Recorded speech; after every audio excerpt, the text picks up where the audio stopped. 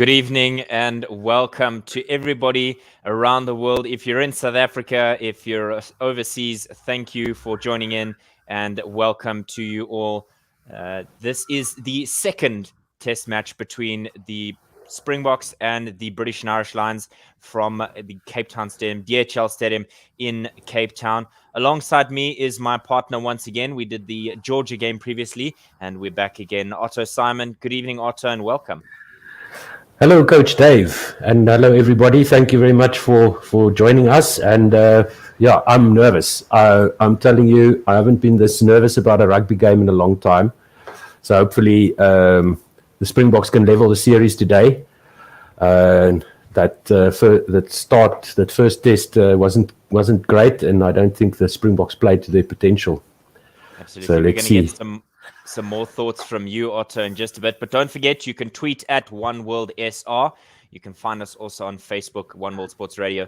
And the most important one, and Otto is going to point it out now, the like and subscribe on YouTube. Just remember, if you're watching on a desktop or a laptop, you can just hover over the subscribe button. Alternatively, if you're on mobile, don't forget to just scroll down, click subscribe, ding the bell, because then you'll know exactly when we're going live again. We'll bring you this game as well as the third test. We're also going to bring you the newly announced South Africa versus Sri Lanka tour that'll be happening in September. That'll be the cricket that the Proteas will be building up to the T20 World Cup. But most importantly, we've got a game on our hands today. South Africa 1-0 down. And Otto, what do you think? What are your thoughts around the first game where South Africa lost out? Well, to be honest, I was doing the cricket commentary, as you know, so I haven't had a chance to actually go back and watch the game yet. But from what I've seen, as I said, the Springboks were not at their best in the second half, especially according to what I've heard. You were watching on mute, I believe. Yeah, it was absolutely it was a close game. It's something that I think both teams would have loved to have seen. It was a good game. There's obviously a couple of points that have come up around the officiating. We'll jump into those in a sec. But let's get the squads out the way here so that we can chat about the more meatier options. I'm going to start with the British and Irish Lions squad, and then Otto will bring you the Springbok squad. 3 changes for the British and Irish Lions, as I'll give you the squad now. So Marco Vunipola, after a wonderful game last week, comes into the starting lineup. Luke Coundicke and Furlong are your front 3. Your engine room, your lock pairing is Maro Toje and Captain Alan Wynne-Jones. Your flankers, Courtney Laws and Curry, with Conan as the 8th man. Your halfback pairing, Conor Murray, is the man who comes in, hopefully to make more of an impact with those box kicks. Dan Biggar continues at number 10. Your wings for today are Fanamarva and Watson. Henshaw and Harris, centre pairing that will hopefully get a little bit more time on the ball today.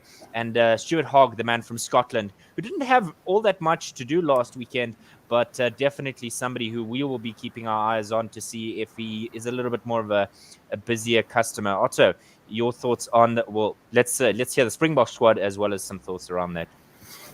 So starting at the front row again, Stephen Kitsoff, Bongi Mbonambi and Frans Malherbe, the All-Stormers and Western Province front row there with another Stormer, Eben Etzebeth at number 4, Franco Mostert at number 5, number 6 captain, fantastic, Siya Kolisi, Pieter Stef de Tooy at number 7, number 8, Jasper Wiese comes in for Kwagga Smith, and number 9 and 10, Faf de Klerk and Hanryd Pollard.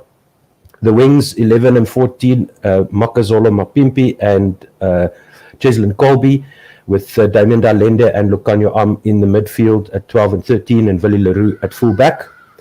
Will you go through the subs? Yes, so for the British and Irish Lions, it's Owens, Sutherland, Sinclair, Berne, Toby Faletau is one who continues to impress. Price, Owen Farrell, who came off the bench last week, and then Elliot Daly is number 23 for the Lions. And then for the Springboks, we've got Malcolm Marks, Trevor Nyakane and Vincent Koch, the bomb squad front row. Lut de Jager is back after recovering from COVID. Marco van Staden, loose forward, along with Kwagga Smith there, and Herschel Jantjies and Damian Willems round out the 23 for the Springboks. So I like having Kwagga Smith on the bench. I was a bit perplexed at why he was picked last week, but with Dwayne Vermeulen injured, perhaps the Springbok management looked to get some more experience there instead of throwing Jasper Wiese literally to the lions. But he has got a lot of experience playing in Europe, Jasper Wiese, and the conditions in Cape Town are a bit greasy. They've had some rain down there, so we saw the game between the Bulls and Western Province last night, quite a slippery field. But it looks good there in Cape Town. I don't think there's rain on the way tonight, but the field looks really good, and cracking game awaits us, I would say. Absolutely. And let's just quickly chat about a guy that you mentioned early on, the 50th Test cap today for Stephen Kitsoff. A man who got his debut against Ireland in 2016, 5 years, and he's already a 50th Test. Talk about what you've seen from him in the green and gold. Yeah, he's definitely a legend of Springbok rugby already, and just the last in a long line of powerful, intimidating props. And hopefully he's angry today, and his teammates will also be a little bit miffed at being beaten by the Lions in last week's game, and will make this 50th Test a big one for him. But I doubt there's very much emphasis in the Boks squad around that. Usually these kind of things serve as a little bit of a distraction. But he is leading out the team. It's a special moment for him, and great player for South Africa, a World Cup winner, and Stormers as well. He's made a huge difference. And him with Vincent Koch coming on, he's going to be replaced by Nyakane, and he's going to come on with Trevor Nyakane in somewhere in the second half probably. And so hopefully they'll add some speed and some fresh legs to the Springbok forward efforts. Absolutely. There's been a couple of conversations this week, Otto, around the officiating by Nick Berry last week. There were a couple of points that were pointed out, and quite a lengthy video by Rassie Erasmus. And it's an interesting back and forth. There's been a little bit of banter here and there, but Otto, I mean, is it something that we as fans and commentators are absolutely grateful for the clarity and the kind of the transparency and behind the scenes nature that we are seeing from a video like that from Rassie Erasmus? But Otto, does it set an ugly precedent, or is it something that you'd like to see a little bit more of? Well, I listened to a replay before the game started of the conversation between Marius Jonker, the TMO, and the on-field umpires. And what should have happened was that Marius Jonker should have deferred to the on-field decision. Instead, he somehow convinced the on-field umpires that Willie Leroux was in front of Lucanio Am when he kicked the ball. It looked a tight call to me, but he wasn't obviously in front. He had at least 1 foot behind the ball when it was kicked, which to my mind is fine. So it's just that, with the transparency, it puts a lot of pressure on the TMO. It puts a lot of pressure on the officials because everybody can hear what they are saying. So it's great for us, but it needs to be consistent. Hopefully we'll have those decisions going our way in this game. But having said that, it's a professional sport, and if you start talking about the influence that the referees or the officials have on the game, you should rather look at yourself. And we created 4 opportunities. We only managed to convert 2 of them, I think. So it really there should have been more opportunities created by the Springboks. More points on the board than the opposition makes you the winner. So, you can't blame the officials too much, I don't think. Absolutely. It's something that I think you and I both agree that, Ben O'Keefe, who is today's match official, is going to have his work cut out. But I think the key is for the Springboks to not worry about the the referee and just, like you said, put enough points on the board. I think this is it's a do or die game for the Springboks. Can they do what's only been done once before, I believe, and come back from 1-0 down? The question for you, Otto, just before we get underway here is, what are your predictions for this game? I know the bookies have said it's kind of 1 point to the Springboks to win this game. I mean, by a single point. So what are your thoughts? Is it going to be a Springbok win, or the British and Irish Lions going to wrap this up? They've got no choice. Springboks by 2. And so that was my Super Brew prediction. But if I remember correctly, that was my prediction last week as well, which means that I'm not sure, but it's going to be a tough one. If the Springboks can get some dominance up front, which according to what I've heard wasn't the case last week. They've got to go in harder, they've got to make it more physical, and then they'll be able to beat this Lions team. And this is an awesome Lions team. Let's not forget that. This is probably one of the stronger, I think it's a stronger Lions team than the one that almost beat New Zealand 4 years ago. So a lot of the players that were in New Zealand are here in Cape Town today and were last week. So, don't underestimate them. But I think the Boks can do it. They've got no choice, as I said. They've got to go out there and just get the win. Just get the win. 1 point, half a point, we don't care. almost 200 caps between this Springbok team, with about 600, I think it was, also caps, and the British and Irish Lions. So just before Andre Pollard kicks off, don't forget to tweet at OneWorldSR, like us on Facebook, and most importantly, like and subscribe on YouTube, and make sure that you ding the bell. The kickoff gets underway, and immediately South Africa are now having to defend just outside the 22. Curry is the man who collects the ball, as Vunipola is the man who extends the ruck at the back, with Conor Murray box kicking out of his 22. An opportunity now for the Springboks to attack, as they are playing right to left in green and gold, as they usually do, and British and Irish Lions playing left to right in their traditional red and white. Faf de Klerk at about halfway to Kitsoff, who takes a tackle from Furlong and is pushed slightly back. Advantage for South Africa. Early opportunity here for the Springboks to put foot on the gas. Valileru to Siya Kolisi. He's got Mapimpi on his outside. It's Visser and Mapimpi into the ruck, as Faf de Klerk finds his place at the back of the ruck. Over halfway now. And there's a whistle blow from Ben O'Keefe, as the guilty party, Marco Vunipola, not rolling away. Eventually, initially, it was another advantage there. It's a good start by the Springboks.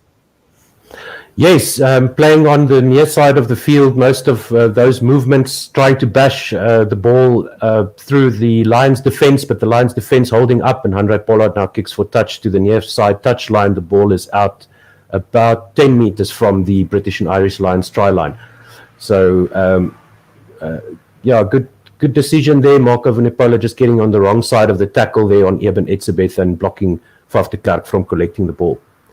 Absolutely. There were a number of issues where there was, I think the key from that Rassie Erasmus video was that there needs to be consistency and clarity. I think, there was one incident that was pointed out, and you mentioned it, in that opportunity for the Springboks to score a try, in which Siya Kolisi was kind of waved away by the assistants, but, Alan Wynne-Jones was given all the time in the world. And I think that was the biggest...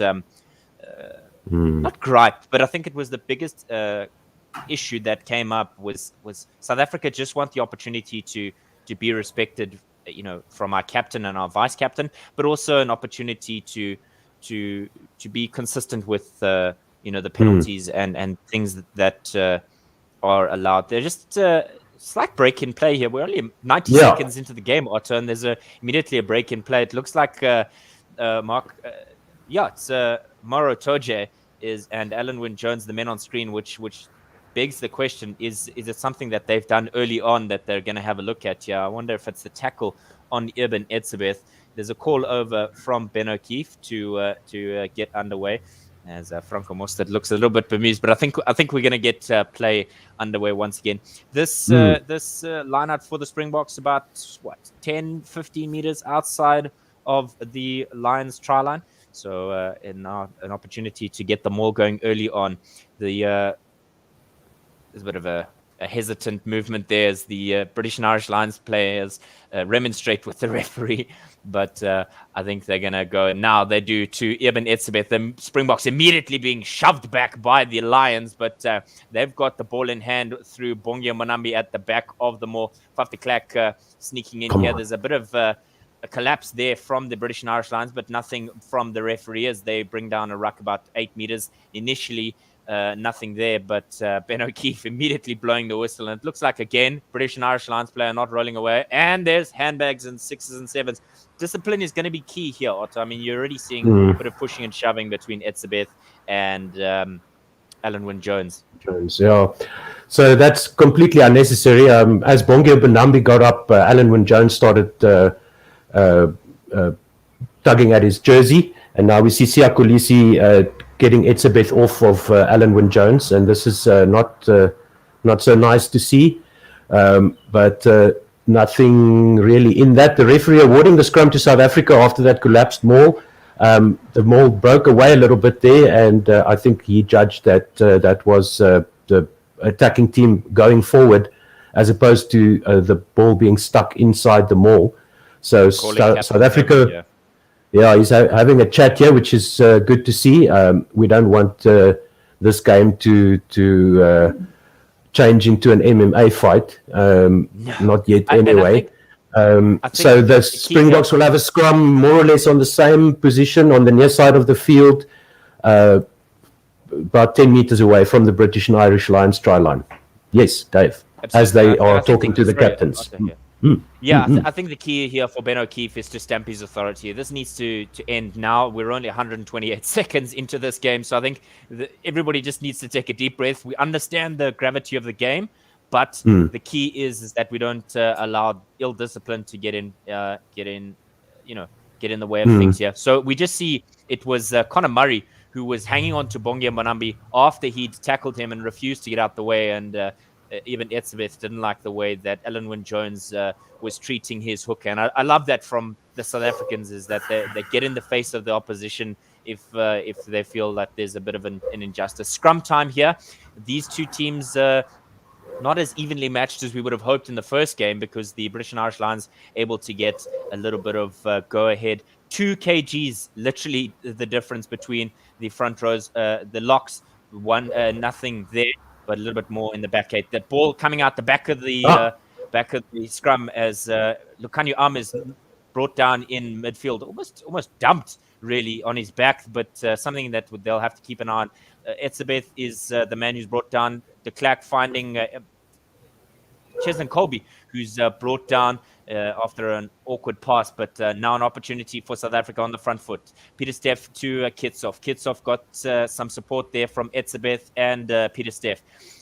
5 phases now for the Springboks as Monambi gets the ball with Siya Kolisi in support, and he's got Malharba in support in the ruck there.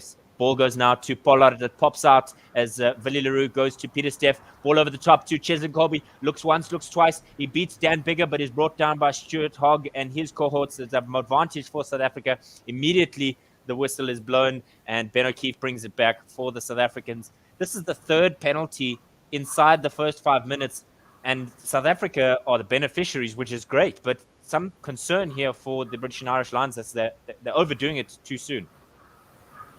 Yes, that penalty, I'm not exactly sure what that was for, but it was during the phase play. There was a free kick awarded after that scrum, which Faf took quickly and then started play there. So we see the British and Irish Lions were offside on the near side of the field.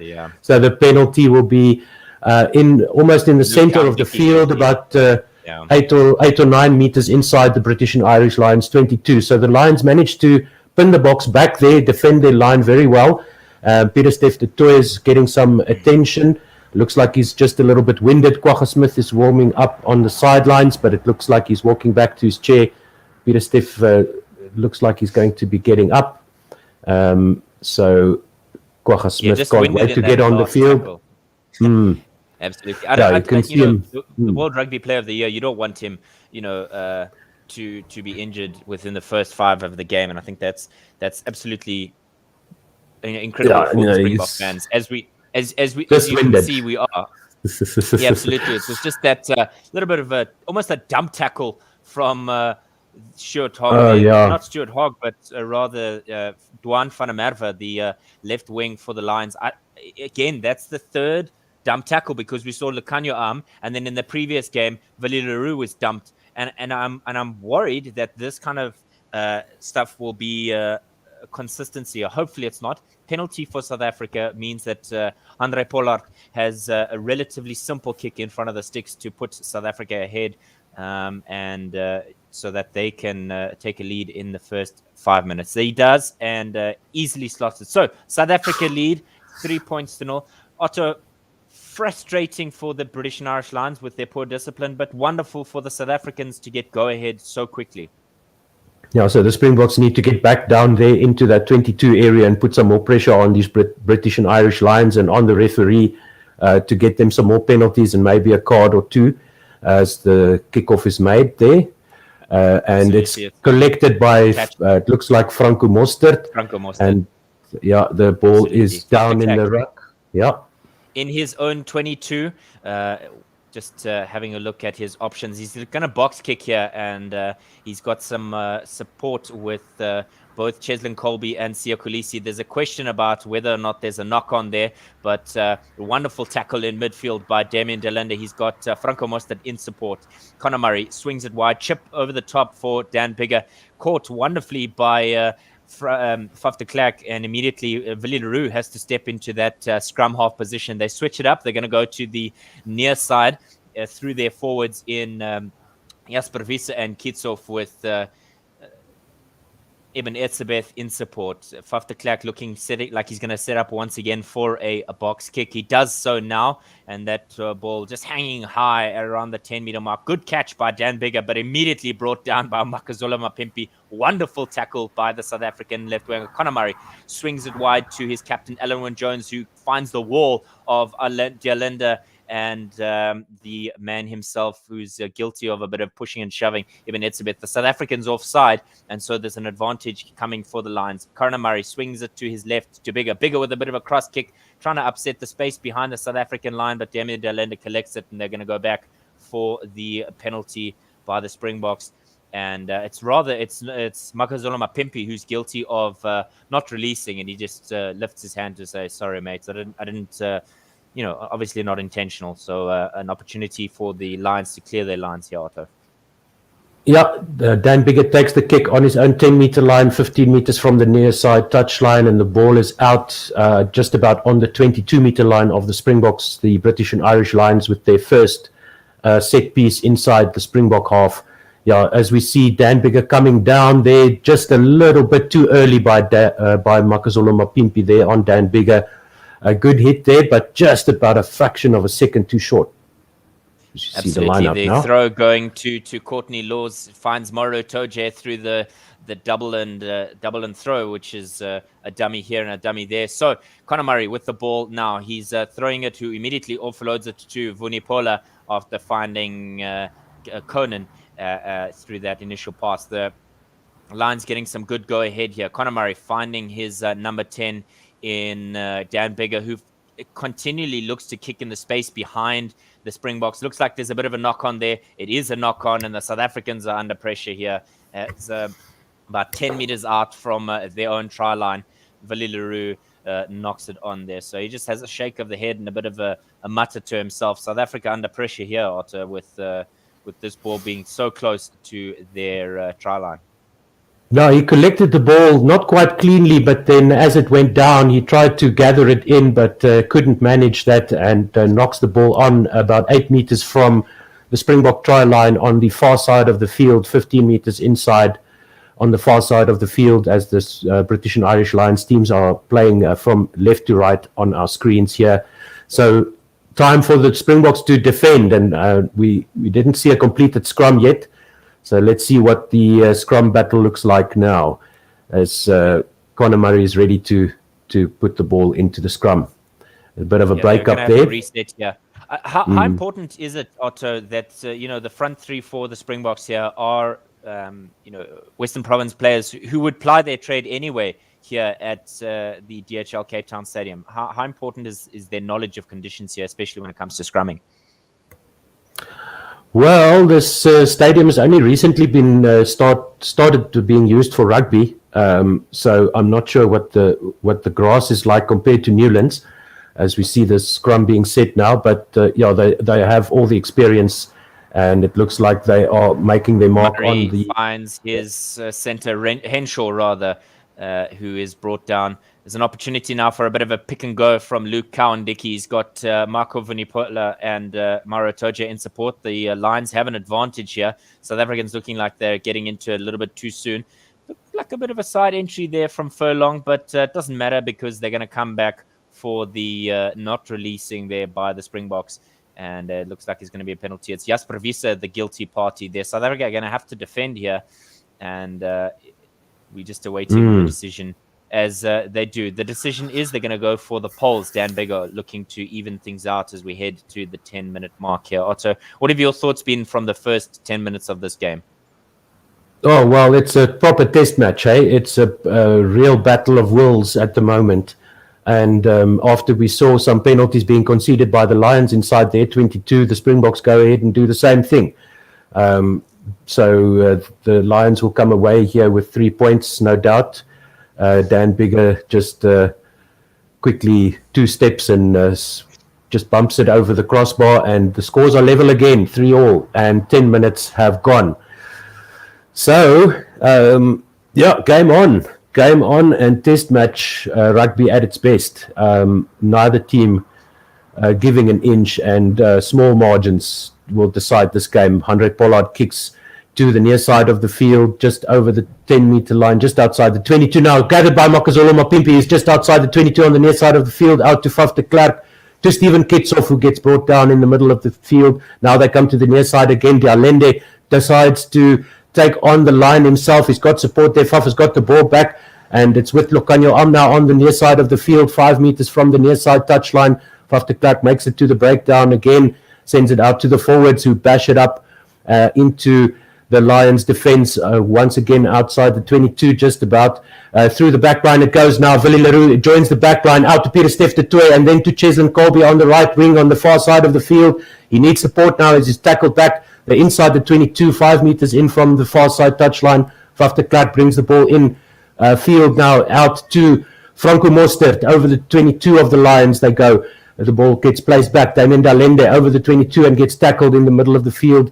Tackled back with support there. Faf de Klerk has the ball.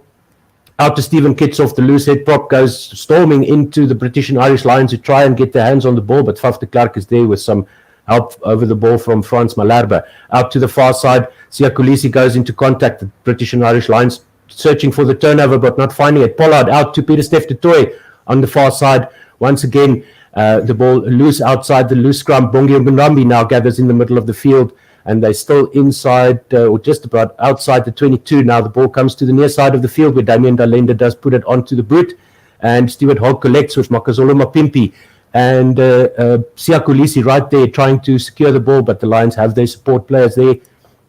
About 5 meters in from the near side touchline, 10 meters from the British and Irish Lions touchline, and the referee penalising the Springboks there for not releasing the tackled player, Makazole Mapimpi, asking what he did wrong there, but the referee saying there was no daylight, as he collected Stewart Hogg there, who cleaned up the kick from Dialende 10 meters from his own try line. Makazole Mapimpi was adjudged to have not released him. I couldn't see much wrong with that, but it's a 50-50 call there. I did pick it up. I thought he should have gotten out the way and allowed Siya Kolisi to get in there to steal the ball. Nevertheless, and now an opportunity for the Lions to gain some territory. But it was a fantastic kick for the Springboks, and a great collection there by Makazole Mapimpi. If you just watch here, he tackles him, and according to Ben O'Keefe, he doesn't let him go there. And so not enough. Seeing it from the angle, it looks like he does let him go, but for the Springboks, not the case. Great catch there by Ben O'Keefe. There's a bit of a dummy in the lineup there, Otto. Yeah, so Cowan-Dickey, they're throwing the ball in, but I'm not sure why the referee decided to catch the ball and stop play there. I think there's a bit of pushing and shoving in the lineup, that's why. Okay, so he's calming things down now as the referee, and the Lions are in a huddle. The Springboks, no doubt, as well. Score is still 3-3. 13 minutes gone, almost 14 minutes gone. Lukau and Dicky will throw the ball in on the near side touchline, just inside the 10-meter line of the Lions. It goes to Itoje. They try and set up the maul, which they do now, and they have the advantage for a collapsed maul. Curry gets it out to Conor Murray, who gets it out to Dan Bigger, and there's a bit of a fumble there on the ground from the Lions. The ball is knocked on, and the referee brings them back for the penalty. And that was for collapsing the maul that was set after the line out by the British and Irish Lions. 15 meters in from the near side touchline on the British and Irish Lions 10-meter line. So Dan Bigger will try and push this ball over the near side touchline. He does that now with the right boot. The ball flies high and handsomely through the air. This one is about 2 meters outside the Springboks 22. So we see a replay here. Franco Mostert going straight in on Maro Itoje, but the maul had already been set, so the sack was late and gets penalized for that. So just a little bit, a good maul by the Lions and getting the penalty reward there. Kawandiki again with the throw in on the near side touchline. Only 4 players in the line out for the Lions, and they send it down to Conor Murray, who gets it out to the backline players now in the midfield, just outside the Springboks 22. There's a tackle made out to Bigger. He puts a cross kick into the near side to find Maro Itoje there assisting the right wing for the British and Irish Lions, and Conor Murray is there. He sends the ball out to his forwards again. Marco Vunipolo about 10 meters outside the Springbok 22. In the middle of the field now goes the British and Irish Lions, tackled, and out to the far side goes the ball. Once again, a tackle and another advantage for the British and Irish Lions. Looks like offside play. They play to the far side of the field as the ball is passed over the touchline on the far side of the field by the number 12 there. It looks like Henshaw. For the British and Irish Lions. Cheslin Colby came off his wing to the inside and got hammered there by the attacking players. So he's receiving some attention. In fact, that was Watson, the number 14 for the British and Irish Lions, who passed that ball to nobody. It was a bit of a head collision there between Curry and Cheslin Colby. Yeah, and so there's a bit of a blood nose here for Cheslin Colby. It wasn't. I don't think it was intentional. I just think it just, in the attempt to make a tackle, the flanker is always going to be a little bit more sternly built than your right wing. So just some treatment here for for both the British and Irish Lions players, but most importantly for Cheslin Colby, is I'm sure he'll go off a little bit if they feel that the blood is too much of a concern. But 39 tackles to 18, Otto, in this early part of the game. That shows how hard the Springboks have been hitting the Lions early on here. Yeah, it's only been in the last 4 or 5 minutes or so that the Lions have had more possession and territory. So they'll have this penalty about 20 meters in from the far side touchline and 10 meters or so outside the Springboks 22, where Dan Bigger will line up another kick at goal for 3 points. 16 and a half minutes just about gone in the second test. And this for the Lions to take the lead for the first time in this match. He comes forward, strikes it now with his right foot, and the ball sails just inside the left-hand upright. And that's another 3 points to the British and Irish Lions. Good reward for their play inside the Springboks 22 there. And they really made a good job of getting those mismatches going with the backs and forwards. Bringing the forwards into the back line on the outside, as Pollard kicks this one to the far side of the field this time, lands inside the 22, collected by, it looks like Conor Murray there. He's brought down inside the 22 of the Lions. Conor Murray is there to do the scrum half work. He gets the ball out to the extended ruck there, kicks the box kick down the far side touchline, and it's collected by Vilileroux. He's got Jasper Wiese there in support, but he takes on the defenders himself. Jasper Wiese goes in to defend the ball. Faf de Klerk out to Frans Malherbe, who makes it to the halfway line. Faf de Klerk out to Andre Pollard, who slips as he kicks this high up and under to the near side touchline. Collected well there by Stuart Hogg. and the Springboks are there to try and fetch that ball. Siya Kolisi, and the counter ruck goes over the ball, and the Springboks get the penalty for the Lions playing the ball on the ground there. Good work by Siya Kolisi and Lucanio and a few of the other Springbok players that followed that kick from Handré Pollard really well, and putting pressure on Stuart Hogg, who collected that up and under. Wow, that speed that Kolisi made there to that ruck was amazing. That was impressive. And Pollard will try and level things again, restore the order. And I think the key point that you've made, Otto, is that Siya Kolisi was there. I mean, Makazula Mapimpi was hoping to contest for that ball. It went slightly more infield than I think he was expecting. But the key was that Siya Kolisi was immediately on that tackle. And those two combining to put some serious pressure, like you said, with support of Lucanio I think it's going to be an important thing for South Africa to put pressure on the Lions for during the breakdown. But we're going to see the penalty here. Oh, Pollard gets this one just off to the left of the left-hand upright, so that's no score there for the Springboks. So we see a replay here, and it was in fact a counter ruck there by Kolisi and Delende, and then Eben Etzebeth coming in, and then Lucanio coming in, and really excellent play there. Pity we couldn't convert that. Bigger with the kickoff from inside the 22, goes out to the far side where it's collected by Jasper Wiese, and he makes a run for it up to the halfway line, gets the support of Pieter-Steph du Toit and a few others, and it looks like the Lions have managed to hold up that ball, but it's loosened now by the Springbok player, but out to the Lions side. They go to the far side to Van der Merwe, who gets tackled inside the British and Irish Lions half. Conor Murray is there on the far side of the field.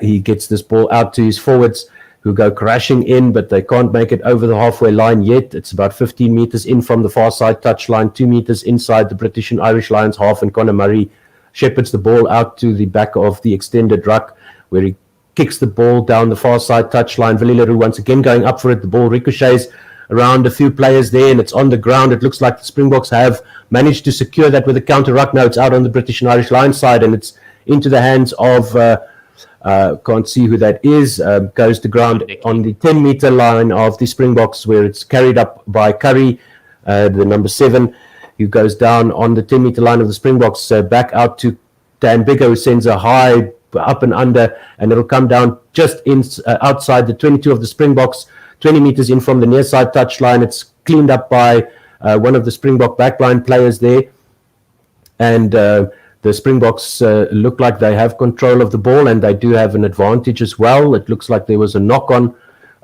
No, the referee says that the British and Irish Lions took the ball into that ruck situation there, and he's given the scrum to the Springboks. Wonderful recovery there for the Springboks, or perhaps a respite, because they were guilty earlier on with that penalty, and so Franco Mostert, the man who made the most tackles last week's game, 15. You spoke about it in naming the squads earlier, the importance of Franco Mostert, and it's clearly plain for all to see. But South Africa 6-3 down here, 21 minutes gone. The clock has stopped, as there's a couple of players that are receiving a treatment. Nothing too serious. But I think, Otto, the 21 minutes, as we see Kwagga Smith is coming on for Pieter-Steph du Toit, obviously not happy from that earlier, tackle that he received. So Kwagga Smith is on the park to replace Pieter-Steph du Toit. It's going to be an interesting one to see how this scrum pans out, Otto, because a guy like Kwagga Smith, skill-wise maybe is there, but I just don't think he's the same kind of player as a Pieter-Steph from a physicality perspective. No, but it looks like Pieter-Steph has got some kind of injury. Doesn't look happy at all.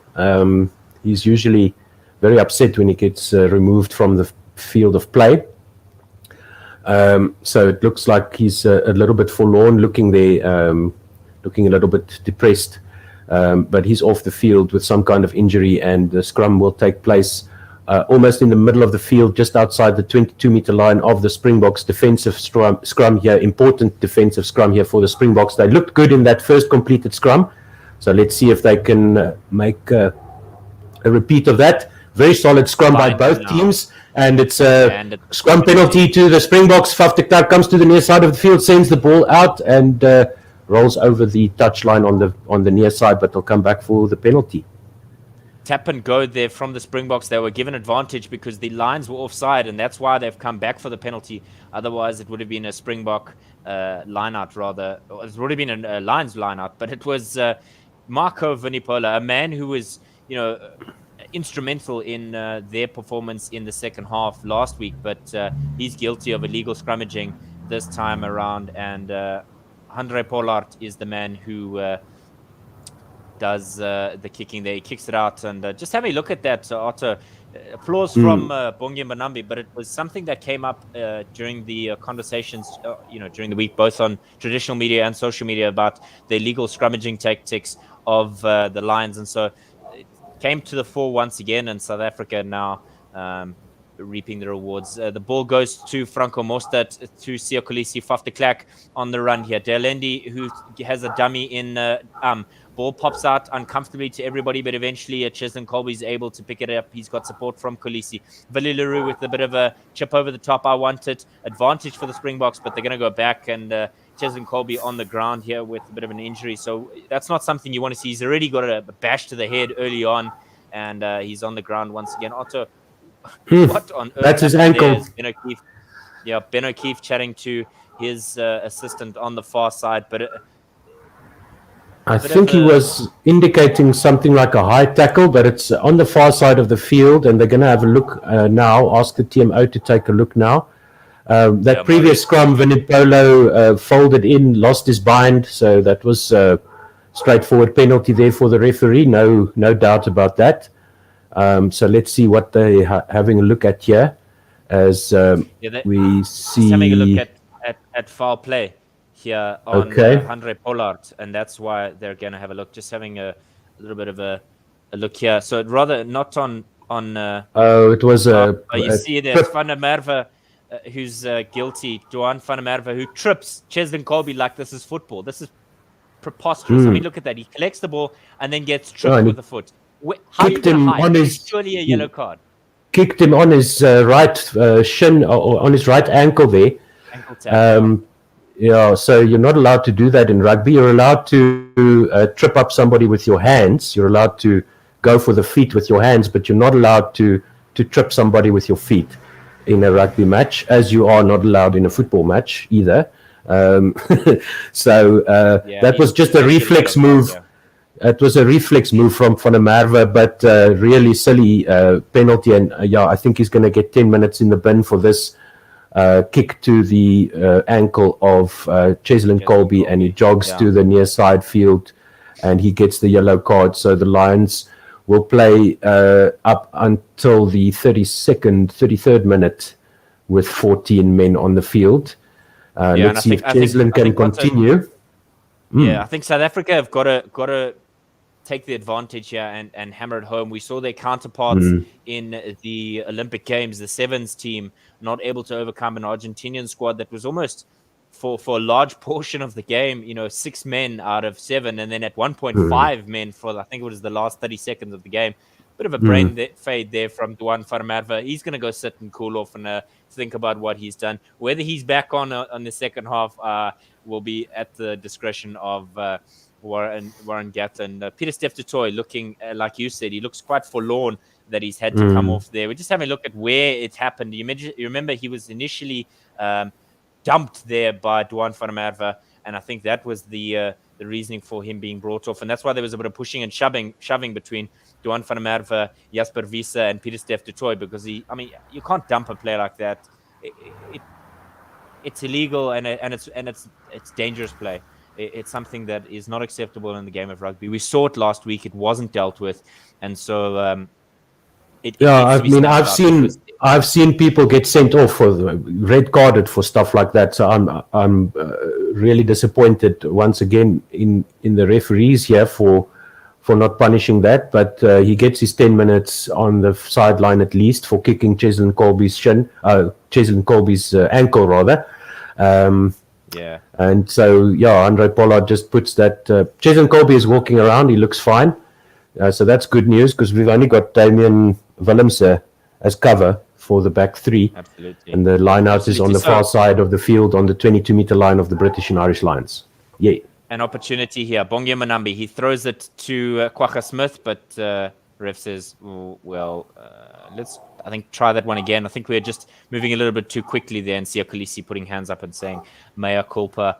Let's see if we can try that one again. Bongia Manambi, literally on the 22-meter line. South Africa having a quick huddle in order to discuss what the plan is. Kitsoff trotting on over to his hooker as Mauro Toje tries to compete for this one. It does go to the British and Irish lines. Luke Cowan-Dickey inside his own 22 is brought down by Jasper Wiese. It's an opportunity now for the British and Irish lines to clear their lines.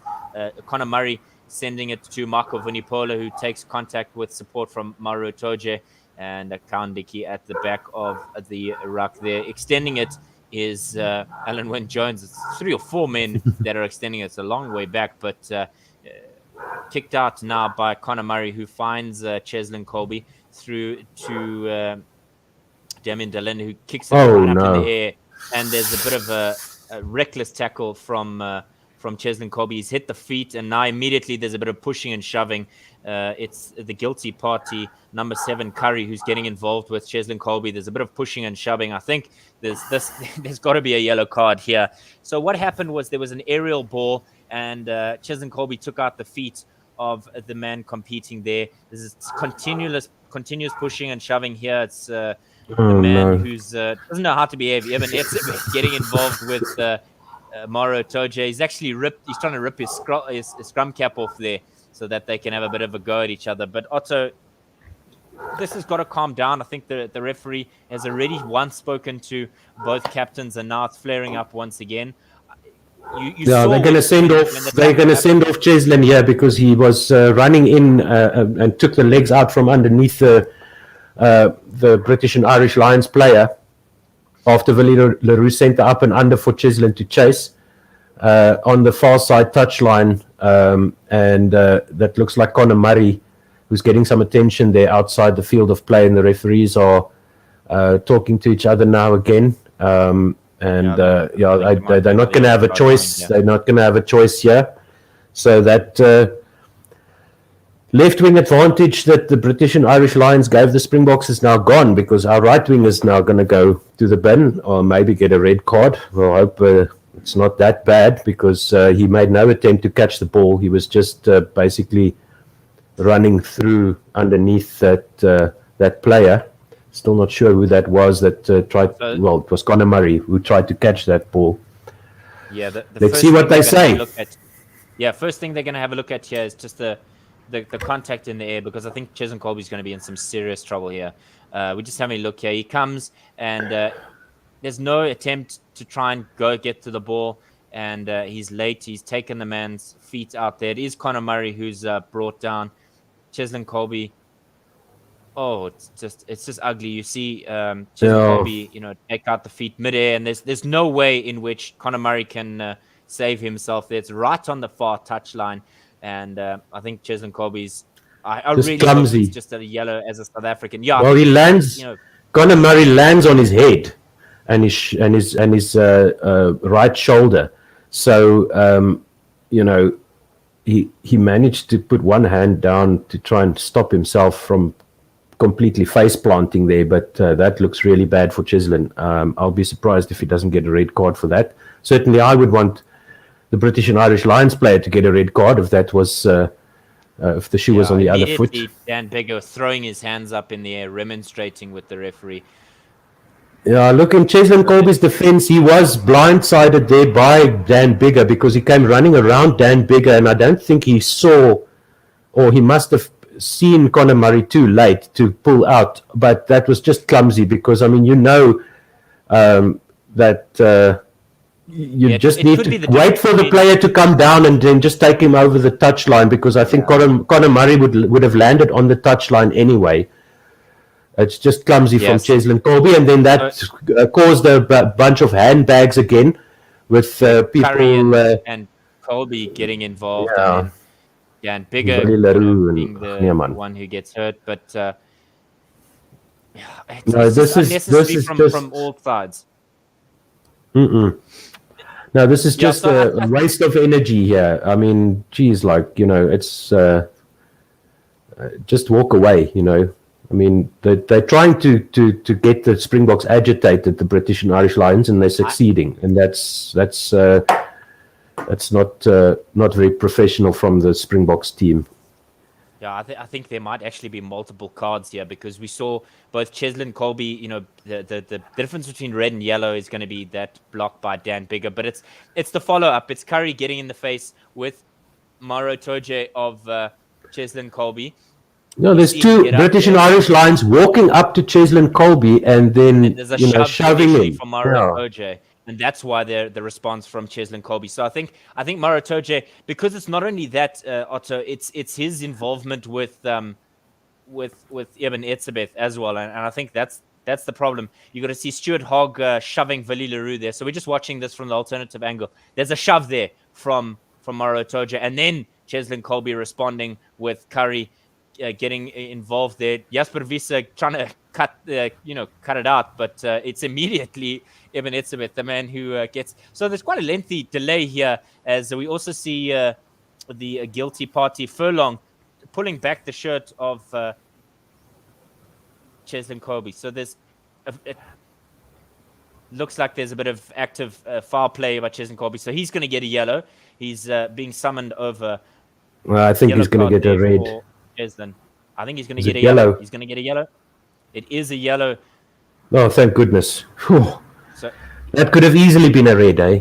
That could have easily been a red. That should have been a red. And, I think they're just not giving him the red card because it's a test match between South Africa and the British and Irish Lions. That's the only thing that could have saved him there, because that was just reckless. But let's hope that they can cut out this hodgy-bodgy stuff now and get on with the playing rugby. Shane Cheslin's distraught there as well. He should be, because that was totally unnecessary. And we could have had a line out there. Yeah, conversation continues with the captains. Yeah. So the conversation there from Ben O'Keefe was just to both captains saying, I've handed out a yellow card each, and I don't want to hand out any more in this game. So let's just calm down. Let's sort it out. Let's get to halftime. Each one without. So 14 players on each side, and the ball is kicked out there by Dan Bigger. It looks like on the 10-meter line of the Springboks, as we see both wings there, Duan van der Merwe and Cheslin Colby. Maro Toje is the recipient at the line out. Kawandiki at the back, as there's a maul from the lines, as they're getting some good traction here, as Springboks are being pushed well back here. But good counter shove by the Springboks. Wonderful stuff by the men in green and gold. Maro Toje trying to work on Siokolisi, who's trying to get a turnover ball there. But Connor Murray, in the end, it comes up for him. He's got Alan Wynne Jones as probably his first target. He does go to his skipper, who's brought down by Jasper Wiese. He's got Kwagga Smith in support, who's trying to do a bit of clean-out work there. Maro Toje is in support at the back of the ruck. Box kick now for Connor Murray, who's looking for the South African fly half, Andre Pollard, who catches it and calls mark, and so a free kick for the South Africans, and everybody says after that lengthy delay. 50 meters in from the 50 meters in from the far side touchline. Andre Pollard with a clean catch inside the 22 sends the ball out. Now that guy was never 10 meters back, but the ball is over the far side touchline. And cool and calm as you like, Andre Pollard just snaps the ball out of the air, didn't jump up or anything, right in front of Dan Bigger there coming through. And there's a line out for the British and Irish Lions on the far side, just inside the Springboks half. So they're still on the attack. Kawandiki with the instructions from his front rowers as they look to find probably Maro Toje at the back of the lineup. He doesn't have much support, but I think that's where it'll go. There's a dummy, and inevitably it goes to their captain, Alan Wynne Jones, who finds Vunupola off the offload there. He runs into Trevor Nyakane. I got excited there. It's rather Bongi Bonambi, who's the man brought down in contact. Connor Murray is looking for the ball. He finds his captain once again, who's brought down by his opposite number, Franco Mostert. The ball going through the hands now, finding number 8, Conan, who's brought down. They switch ends. They go to the far side. There's a bit of a knockback there by Curry, but referee Ben O'Keefe is happy with that. There's an opportunity now for them to get a bit of go ahead through the phases. Wonderful bit of ball there through to the right-hand wing, Watson, who's brought down on the near side of the park. Now looking for something to do for the British and Irish Lions. Conor Murray finding Dan Bigger. He looks at Vunipola as an option, but doesn't go. He goes himself and is brought down in contact. Over the top pass for the man, Stuart Hogg, the Scotsman, who kicks it over the top, looking to try and chase it down, but it goes out instead as Eben Etzebeth marshals him out of play there. And South Africa now with an opportunity to throw it out. He's got 85 test caps for Scotland. Does Stuart Hogg, so an experienced campaigner for them at the back. And good to see he's involved. I think we missed him quite a bit last week, Otto. He kind of had a quiet day at the office. Yes, indeed. And one other thing that I heard people mention was the lack of lineouts. But this time, South Africa getting their fair share of lineouts in this match. So they'll throw the ball in on the far side, just outside their own 22, Bonambi, contested by the Lions. Contesting with Maratoja. There's a turnover ball here by the Lions. They find Vunipola, who's stopped briefly by Handré Pollard, but is inevitably brought down by Frans Malherbe and Jasper Wiese. Ball going through their hands on the right-hand side.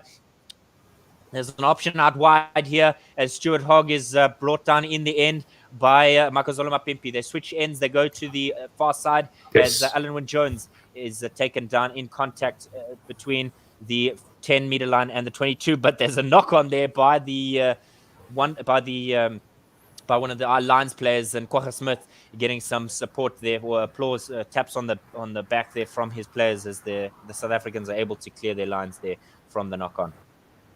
Beautiful work there by Kwagga Smith. As Alan Wynne-Jones got tackled, he jumped in and ripped the ball out of Alan Wynne-Jones's hands, and that was then knocked on by the Lions. Good contesting by Itoje in that previous line out, winning the ball for the Lions, and thwarting the Springbok efforts to make good from a set piece there. Still 6 points to 3 to the British and Irish Lions with 29 minutes just about gone.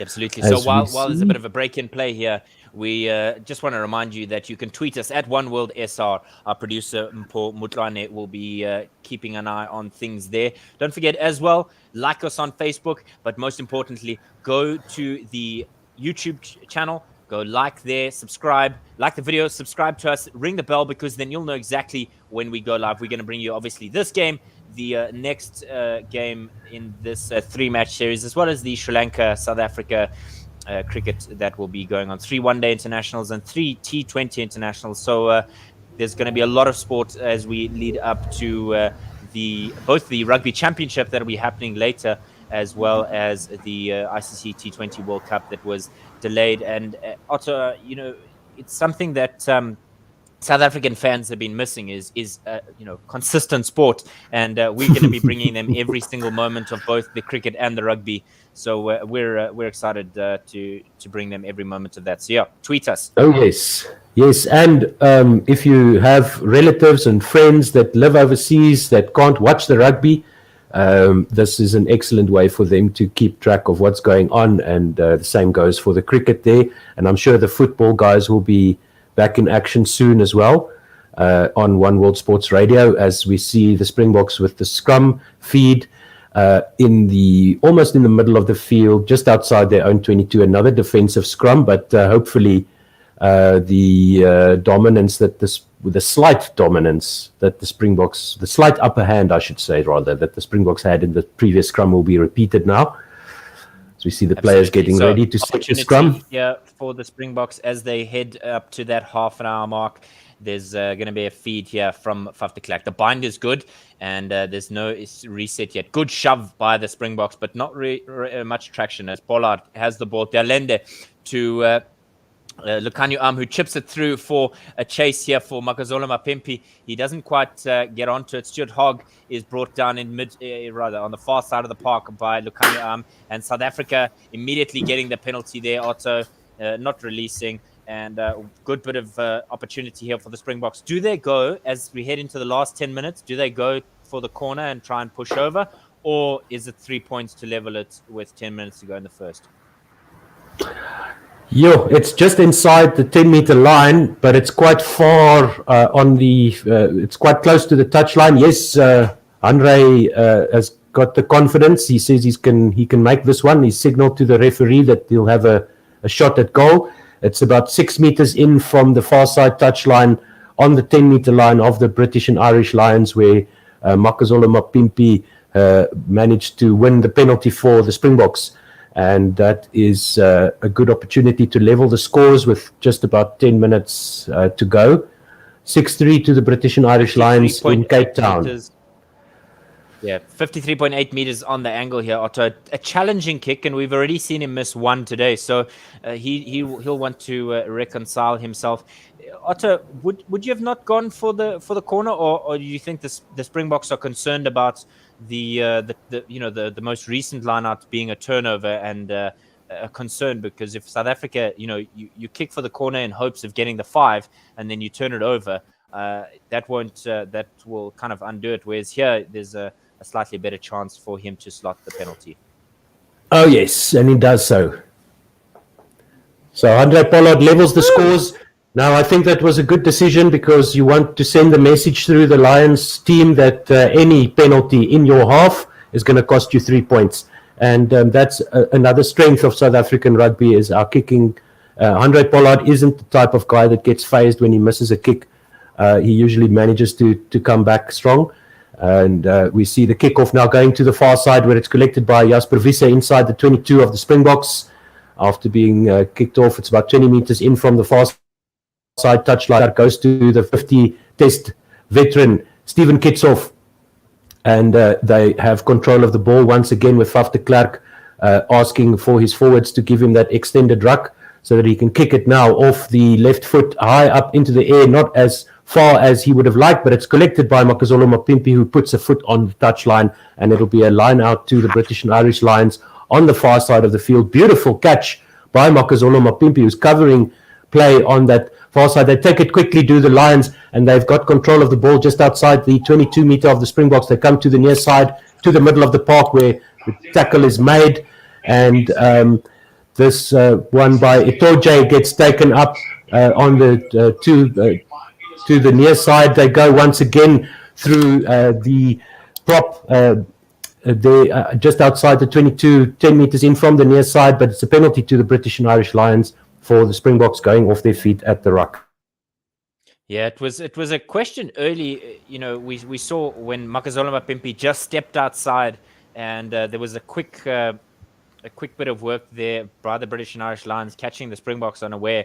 And with that kick for the corner from that resulting penalty, it means that Dwan van der Merwe will come back on. There's just as we see here, Furlong is the man who's brought down, and they're saying that Makazole Mapimpi is not supporting his weight. But I suppose that's what happens when he's trying to go for it. He's saying, he raises his hands and says he had his hands on the ball, because he had his hands on the ball, and he had the ball in his hands when he got cleaned out.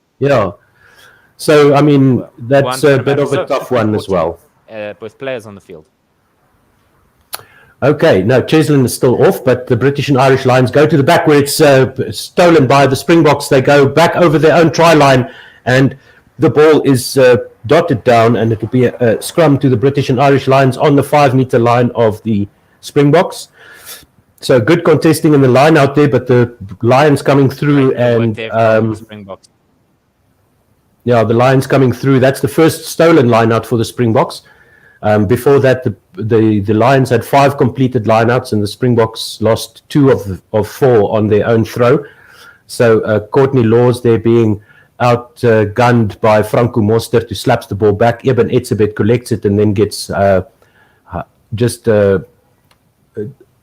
driven back over the touchline by Maro Itoje. So good, marshaled over the touchline there by Maro Itoje. Good work there by the number 4 for the British and Irish Lions on his opposite number.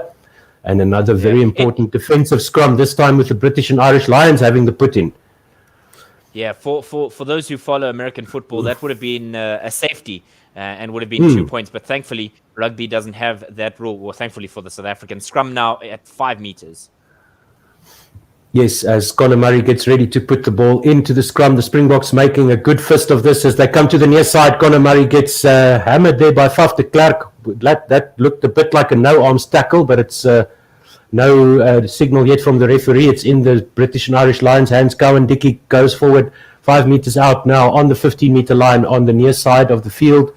On the right-hand side, as we look at it here, they're going for the pick and go once again. Springboks managed to drive this ball back as the ball is carried more towards the middle of the park here. Springboks staying well behind the line there, but coming forward quickly to smother the pick and go from the British and Irish Lions. And yet another tackle there, and it's an advantage now to the British and Irish Lions, right in front of the posts. Another pick and go there, and the Springboks driving the Lions back. But they did something wrong there. Conor Murray with a kick pass over the top, and it's collected by number 12, and there's by Henshaw. There's an appeal for a knock-on by the Springboks, but this referee is going to take his time here to see what happened there. Henshaw took the kick from Conor Murray and was immediately tackled there behind the goal line, but looked like he might have managed to get that ball down onto the ground. So let's see the replays now and see if the deadlock gets broken once again. 36 minutes just about gone in the second test, 6 points all. And the score here for the Lions will be absolutely invaluable. So good option there by Conor Murray, the advantage play, allowing him to try some tricks, and Henshaw might have gotten that down. We can't see whether or not the referee thinks it was a try, and whether he's what is the question going to be. I'm going to have a listen here to see what they're saying. So the on-field decision is no try. Okay, so Henshaw to overturn it. Yeah, so Henshaw grabs the ball and he is immediately swamped by Siya Kolisi and then loses the ball on the ground, and there's no try there as far as I can tell. But he might have grounded it, and looks like he had his arm. The Lions seem to be convinced that they've scored there. Yeah, he lost control of the ball, but the question is, did he get it to ground because his arm was underneath the ball as he went down? Yeah, Siya Kolisi, look on your arm. What you're seeing here is there any reason to overturn the on-field decision, which is no try? That's the key for Marius Jonker here. Is he's got to find a reason to overturn it. Yeah, look, with my green-colored glasses firmly on, that doesn't look like he had control of the ball there. Siya Kolisi dislodged it. The key is that as he goes to ground, arm, so there the ball is still off the ground. Not grounded. As he goes to ground, and then Siya Kolisi and Damien Dalende, Siya Kolisi there actually manages to dislodge the ball. Some part of the ball could have touched the ground, but you can't really see from those camera angles that we've seen so far. And as I mentioned, my Springbok fan bias will not allow me to give that. I think they're going to stick with the on-field decision, but there's going to be a question here about Faf de Klerk and the no-arm tackle on Conor Murray that you picked up. Yeah, so they're having a look at that again, because it looked like evidence the Klerk in the on-field decision. Okay, all right, there we go. So Ford was grounded. Okay, no try. No-arm tackle. Yeah. Okay. Penalty. All right, that's fair enough. That's fair enough, because once again that was clumsy by Faf de Klerk. That was Bongia Manambi, rather. Okay. Trying to tackle. So we that's saw that earlier, but so that's the grass cutter tackle that he went in there with no arms. So let's see what is the decision here from the British and Irish Lions with 4 minutes. Yeah, and Bigger will just bump this over the crossbar once again. Easy penalty right in front of the sticks, and the British and Irish Lions take the lead once again, with 4 minutes to go in the first half of the second test in Cape Town between the British and Irish Lions and the Springboks, the world champions. 9 points to 6, they lead, the British and Irish Lions. And Andre Pollard will handle the kickoff for us here. And Let's see which side they go. Cheslin Kolbe is back on the field. They go to the far side. The ball comes down just outside the 22, where it's caught by Moro Itoje there. Some Springboks in attendance there, but they set up the maul there, static maul, and Conor Murray is told to use it once. It doesn't look like he's completely able to get that ball out. Still, Etzebeth is there and interfering with the ball there, but then the referee says that he's done so illegally, and they get the penalty. Do the British and Irish Lions just inside their own 22 on the far side of the field. I'm not sure what the problem was there with Etzebeth in that maul, or if it was indeed him. I think he's just wheeled around there. Okay, so Bigger, there, and then that's where the penalty comes from. Yeah, Bigger fails to find touch on the far side, and this one is sent up high into the air by that was probably Willie Leroux, and no, that's Willie Leroux contesting for the ball. No, that was Andre Pollard. Sorry, it's just outside the 10-meter line of the British and Irish Lions on the far side of the field with the pick and go to Alan Wynne-Jones. They go to the far side, about 16, 17 meters in from the far side touchline, right on the 10-meter line. Conor Murray takes the ball now for the box kick once again down the far side touchline, and Cheslin Kolbe, no, that's Willie Leroux going up to contest it. Pollard will collect.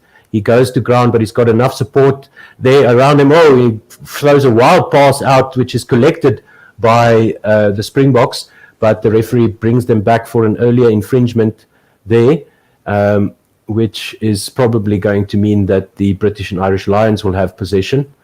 Let's see what the referee has to say here. So he's talking to Franco Mostert now.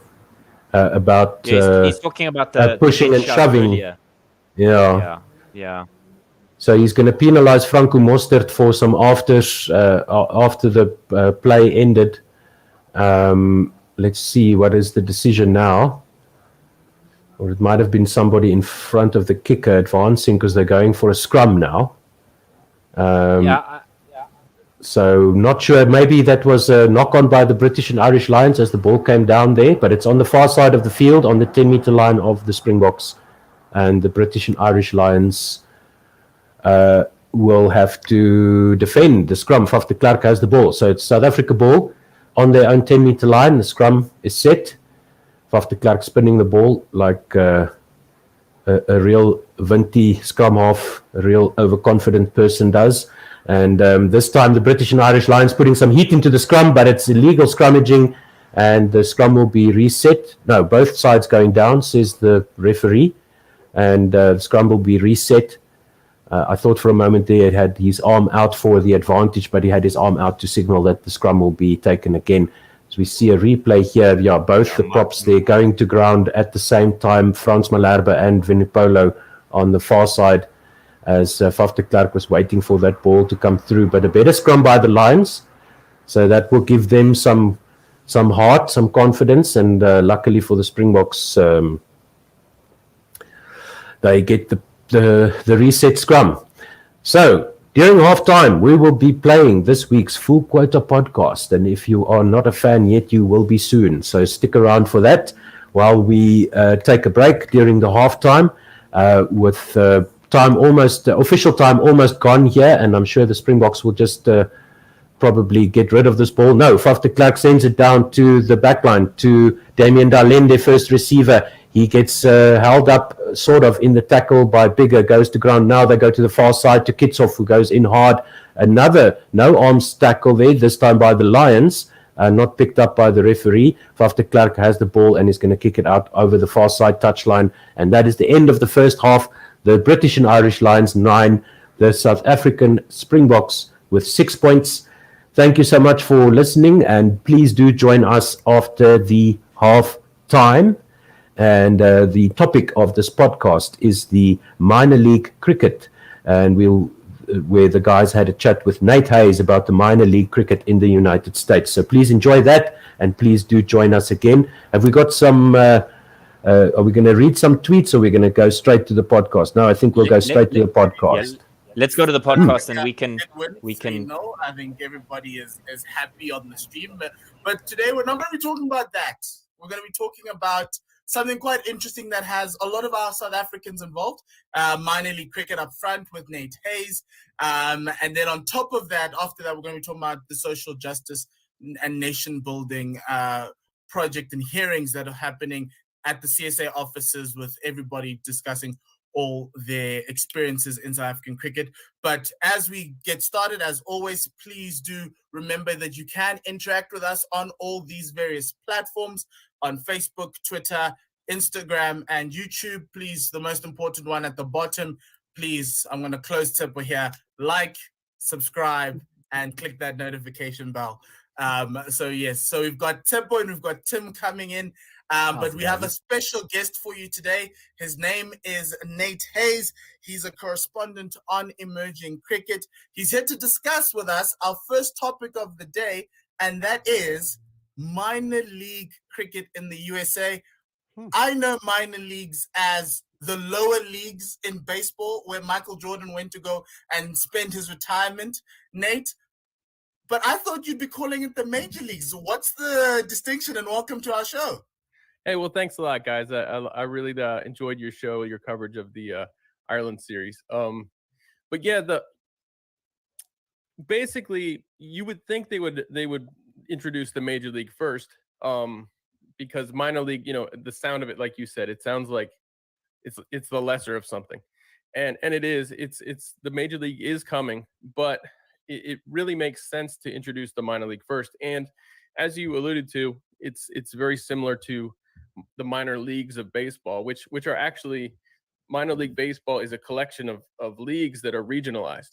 So being that it's not the major leagues, the funding and stuff is lesser, and your attendance is lesser, and obviously your minor league baseball doesn't really have much TV revenue. So the leagues are broken. The country's massive, geographically speaking. The leagues are broken into regions, and you play within your region. And this is how this is designed. It's designed as you have regional divisions. You play within your division, and at the end they kind of have a tournament where all the best of every division come together and play against each other. So it's an answer to a problem the minor leagues is, and that is you have a vast geographical country and the talent spread out. So yeah, that's the design of it, and it will feed into the major leagues, which will be a 6-team super, kind of like a 16 IPL style T20 league. Yeah, so if you perform well in the minor leagues, you'll earn hopefully a chance to play in the major leagues along with the other superstars they bring from elsewhere. But yeah, it is kind of it's kind of strange that they introduced the minor league first, but it makes sense because they kind of want to trial these guys, some of the guys out, and see who stands up and makes a name for themselves. And my favorite thing about the minor leagues is there are 2 slots in every playing 11 that have to be filled by a U21 player and a U19 player.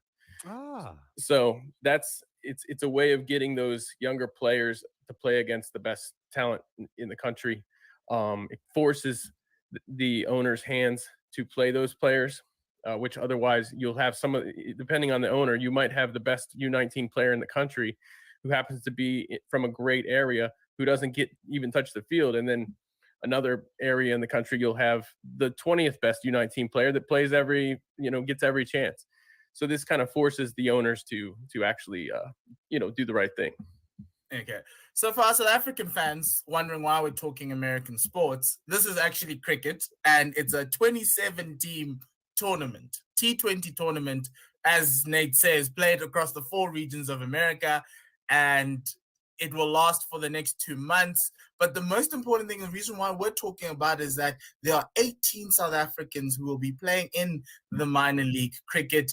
And so that's exciting for us. And we thought, and since we've come out of the Ireland series, and I'm a fan of emerging cricket nations, we thought, let's bring him on and let's discuss all of this. 27 teams. This sounds like an NBA style tournament. There are 30 teams in the NBA. This is 27. Logistically, it must be a nightmare, unless if they're all playing in their regions and they're not playing cross-regional. Well, they're playing within the regions for now. It is a nightmare still because you have 27 different ownership groups, and it's a massive experiment, really. It's usually when you start a league like this, you don't start with 27, and so they have to engage with the wide cricket community. If cricket was just a regional sport here, if it was just played in the southeast or something, it would be much easier. But it's pretty much it's kind of played all around the borders of the country. There's not a whole lot in dead middle of the country, but there's that's just how it is. But yeah, so on the coasts and in the north and in the south, you have plenty of cricket, and yeah, it's there are a lot of logistical challenges. I've talked to Major League Cricket, the founders and the designers of the league, and they understand it as they're going to have problems. It's not going to be perfect right from the start. And they're hoping that all these 27 teams can each of them add something to the blueprint that everybody else can learn from. So you'll have some areas that do some things incredibly well, and some areas will do great with balancing their rosters and getting the young players plenty of time and actually reaching into the community and helping the youth programs grow. And some of them will do great at the broadcasting side of it. You have two levels pretty much they've announced two levels of broadcasting, of streaming. One of them will have, the top level will have, at least 3 cameras, and the lower level will probably be more like a fixed camera situation. But it's all about what the venues are able to provide so far. So it's it almost creates some competition within the league to, have the best, whatever you can provide, whatever you're capable of doing, you want to do it at the best. So I have sorry, Tim, you go. Just quickly on the teams. So where is the strength in American cricket, and which teams are, shall we say, at the moment struggling to find their feet? Right. Where is the disparity? Absolutely. It's not necessarily a level playing field right now. Everybody goes by the same rules, but as you guys know, not everybody's starting from the same place. So there's going to be disparities. The Florida, Texas, California, New York, New Jersey, those places have the best all-around talent. But there are pockets of the country that already do some things well, like Morrisville here in North Carolina. Morrisville has a tremendous youth program, and we have, in my opinion, the best ground in the country. So we have a great community of volunteers here. It won't surprise me if you tune into a Morrisville Cardinals game and see 2,000 people watching the game, in person, Wow. which is a lot for cricket in the USA. That's more than what we had in Belfast and in Malahide, so that's a good start. Yeah, it wouldn't surprise me at all. We hosted a USA regional. We hosted a ICC T20 World Cup regional qualifier a couple of years ago, 3 years ago, and we had over 2,000 people watching USA play Canada. So it's a beautiful venue. They do that well. They have a great youth program. You have some parts of the country that have strong, adult players, but their youth players aren't as strong. So I would say that the Seattle just got a team. St. Louis just got a team, and those two places, they might struggle with their local talent, but they've also been given some, they've also got some good wild card players out there. Chicago has a little bit ways to go, or let me say Michigan more so. But these places are on the rise. You can't really, it's tough to top Houston. It's tough to top the Bay Area just because the weather and the resources they have there, it's difficult to play cricket year round in Michigan, so it's going to be really cool to see how these places develop and what Major League Cricket does to help them develop, because there's a lot of potential. Sweet. Okay, then my question. I myself was brought up enjoying and loving cricket, my first love, but currently I am an ultimate frisbee player and coach.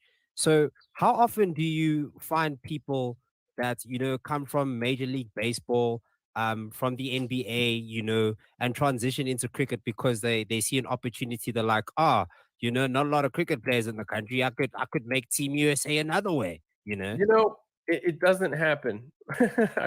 I wish it did. But we had one fella who was a very good minor league baseball player, very talented player, great years ago.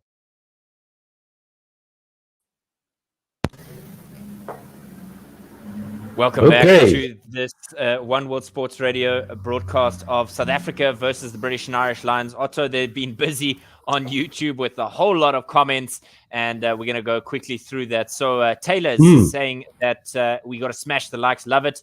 Pierre-Francois Leclerc has said, now one less, talking about Peter Steff. Not Peter Steff, but rather Cheslin Colby being sent off. What a half, it's Zan says. Anis Mohammed saying that's a powder keg at the Cape Town Stadium. Julian Morgan, come on the Lions. Sam Hardiman saying the Boks are getting the rub of the green this game regarding the refs' decisions. Jam Master is saying the Lions are going to win this one guaranteed. Johan van Zyl, kom bokke, goesin in 15 voor. 15 voor. He's also saying Moster, hou op kak. He's talking to Johan van Zyl. Jy's lekker salty. Johan replying saying lol grootbek. Jam Master saying Lions gaan wen. And laughing there. So van Zyl saying sis, wees genadig. And they're just going back and forth Jam and Johan. There's a good bit of chat between the two of them, and so we want you to remind you that you could tweet us at OneWorldSR and find us on Facebook and YouTube. Don't forget to like us on Facebook, like this video on YouTube, click subscribe. You'll see it in the bottom corner where Otto is, and just hover over it if you're watching on desktop. If you're on mobile, just scroll down. Make sure you ding the bell, because that is the key for us to get in contact with you when we go live. So Otto, what are your thoughts of first half? Yeah, proper test match, and I agree with the YouTube comment there about the rub of the green going the Boks way this time, which is I guess good from a Springbok point of view, but not a high quality test match. The argy-bargy, the handbags and the pushing and shoving was really not cool. I didn't enjoy that at all.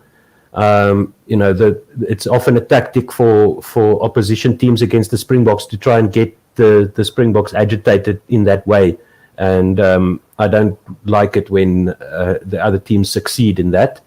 That easily could have been the Springboks facing a try deficit and a 14-man team for the rest of the game. So very lucky the Springboks are so far. And we'll see if they can just tidy things up and tighten things up in the next 40 minutes. The Lions, with holding all the cards right now, they just need to stay in front for 40 more minutes, and then they've got the series win. So it's all up to the Springboks now to go and get it.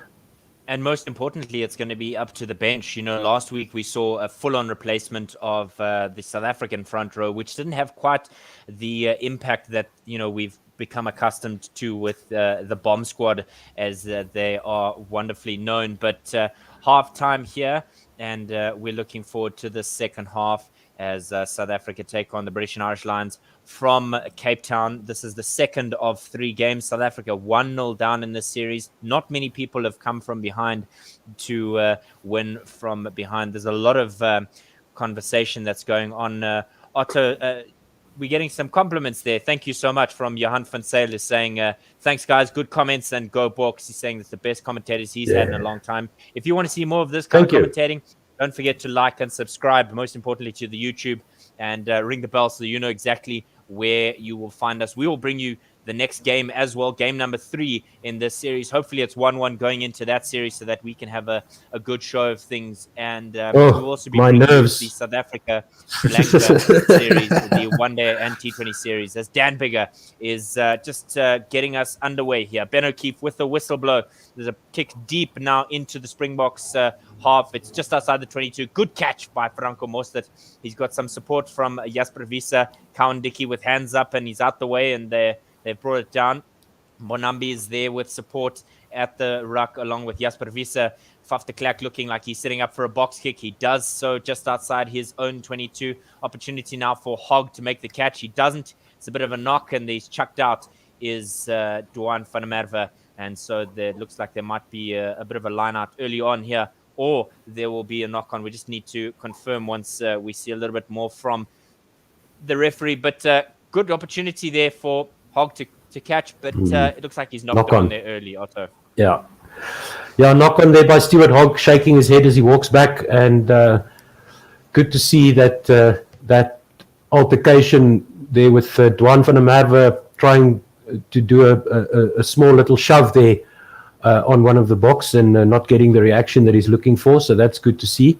As far as I'm concerned, no replacements yet for the Springboks that we can see, apart from Peter Steff being replaced. And now the Springboks will have the scrum on the near side, just outside the 22, is it? No, the 10-meter line. 10-meter line of the Springboks. Yeah, on the near side of the field. The Springboks now playing from left to right. Yes. Absolutely. So just a couple of quick comments here while they reset the scrum. Tariq Mudi asking, what time does the next half start? Well, it's now, friend. We're back on.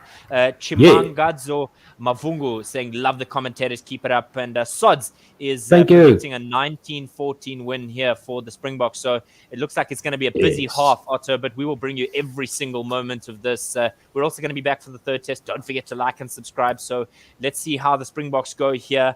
An opportunity for them to put pedal to the metal here, an opportunity to get some front football here. There we go. As a penalty for the Springboks. It's a collapsed scrum, and there's big applause from the pack of forwards there, specifically to Kitsoff, who's on his 50th test there. It was Furlong who was absolutely smashed in that scrum, Otto. Yeah, good work there by the 50-up man, Stephen Kitsoff. The Lions prop just going to ground straight away there and conceding the penalty, ended up on his belly, and the kick goes out on the near side touchline, just inside the British and Irish Lions 22. Yeah, as soon as the hit came in, Furlong just lost his footing and went straight down there. Bonambi with the throw. It looks like it might be a short one here to Eben Etzebeth. There's a dummy. They go a little bit further back. Maul immediately called, and Bongiam Bonambi is at the back. He's going to get it from his captain, Sio Kolisi. There's an opportunity here for South Africa to get some forward momentum. Faf de Klerk trying to point out that Furlong's coming around the outside to the assistant referee, and he's told him to start. South Africa get a good drive here by the Springboks. They get over the 22 as Bongiam Bonambi is immediately brought down. Kwagga Smith with some support there for Faf de Klerk, who is trying to do a bit of a clean-out work there as South Africa look to get over the 22-meter line. Faf de Klerk passing it to Damien Delende. He's brought down on the 22. Now to Eben Etzebeth, who's shoved by his lock partner, Franco Mostert, as South Africa keep going. Franco Mostert, as South Africa with a bit of a cross kick here and an opportunity to take on some momentum. Damien Delende collects it cleanly here. Faf de Klerk about 15 meters out from the try line. He goes to Andre Pollard, swings it wide to Willie Leroux. He's got some support with Siya Kolisi on the outside. He breaks through one tackle, two tackles. Cheslin Colby quickly trying to do some work there. And it's an opportunity now for South Africa to get some forward momentum. Otto, you're going to have to take over here as I've had some technical errors. And it's a kick now across the field to Makazole Mapimpi, who goes over the line. And he's got the try for the Springboks on the far side of the field, about 15 meters in from the far side touchline, collecting the cross kick from Andre Pollard and breaking through 2 or 3 tackles there to score. Excellent job by the Springboks. They really came out firing in the second half here.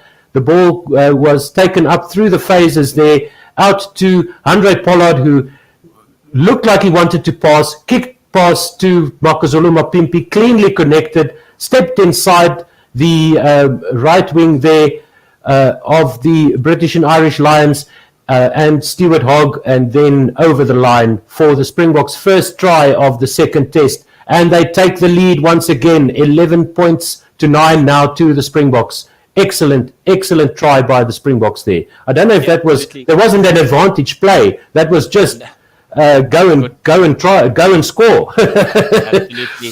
We see Andre Pollard, who does once again get the opportunity to convert. He has a bit of a fluke under his breath there because he's missed it to the left-hand upright. But a wonderful bit of work. My picture just disappeared there, but nevertheless, a wonderful bit of work by Andre Pollard as with the cross kick there. The kickoff there is poorly dropped. It looked like it may have gone forward from Jasper Wiese. It does, and there's a now South Africa under pressure. A bit of support there from Bongi Manambi, but it was straight through the hands of Jasper Wiese. Looked like a cricketer dropping a relatively simple catch, but South Africa leading 11 points to 9 in the 47th minute. Just having a look here, it's gone straight through the hands there, Otto. Yes, and immediately Franco Mostert goes up to him and taps him on the shoulder. Bongi Manambi as well, tapping him on his chest, saying, "It's okay, we'll make it right. Don't worry, you'll catch the next one." It's his debut start.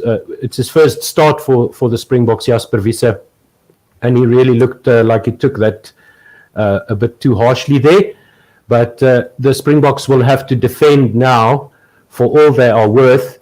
Most vulnerable time in the game right after you score, as we know, and now we'll see what the British and Irish Lions can do from this position. The scrum is about 10 meters in from the near side touchline and well inside the Springbok 22. So they're about 20 meters out from the try line with the scrum that Conor Murray will feed.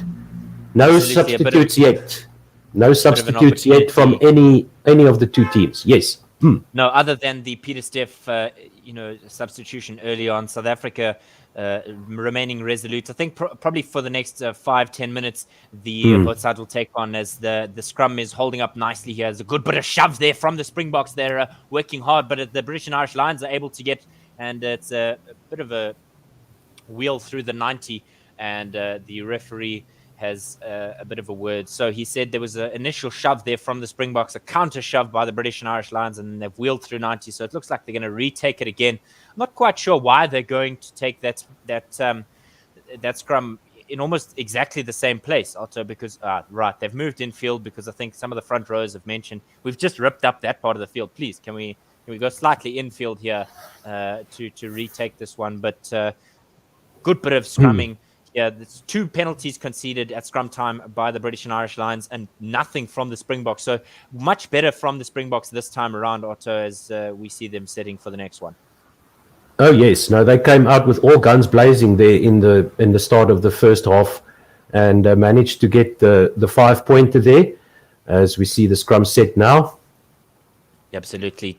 Conor Murray is the man who feeds it. There's a little bit a big shove here, but there's another rotation which looks again through 90, and there's a penalty now for the British and Irish Lions. The South Africans rotating, wheeling through 90 is the official term, and Marco Vunipola is really not happy there because he is the man who's felt like he did all the hard work, and twice now in a row he's hammering Frans Malherbe and not getting the benefit of it. And he's saying, at least I should get something. But there's a penalty once again.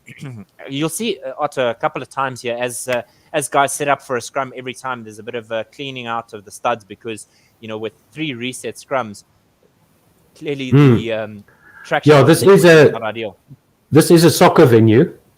So it's more of what we saw during the 2010 World Cup here in South Africa, where all the rugby fields that were used got replanted with football grass, so it's not holding up in these scrums. So there's another reset scrum, and this time it's a free kick to the British and Irish Lions.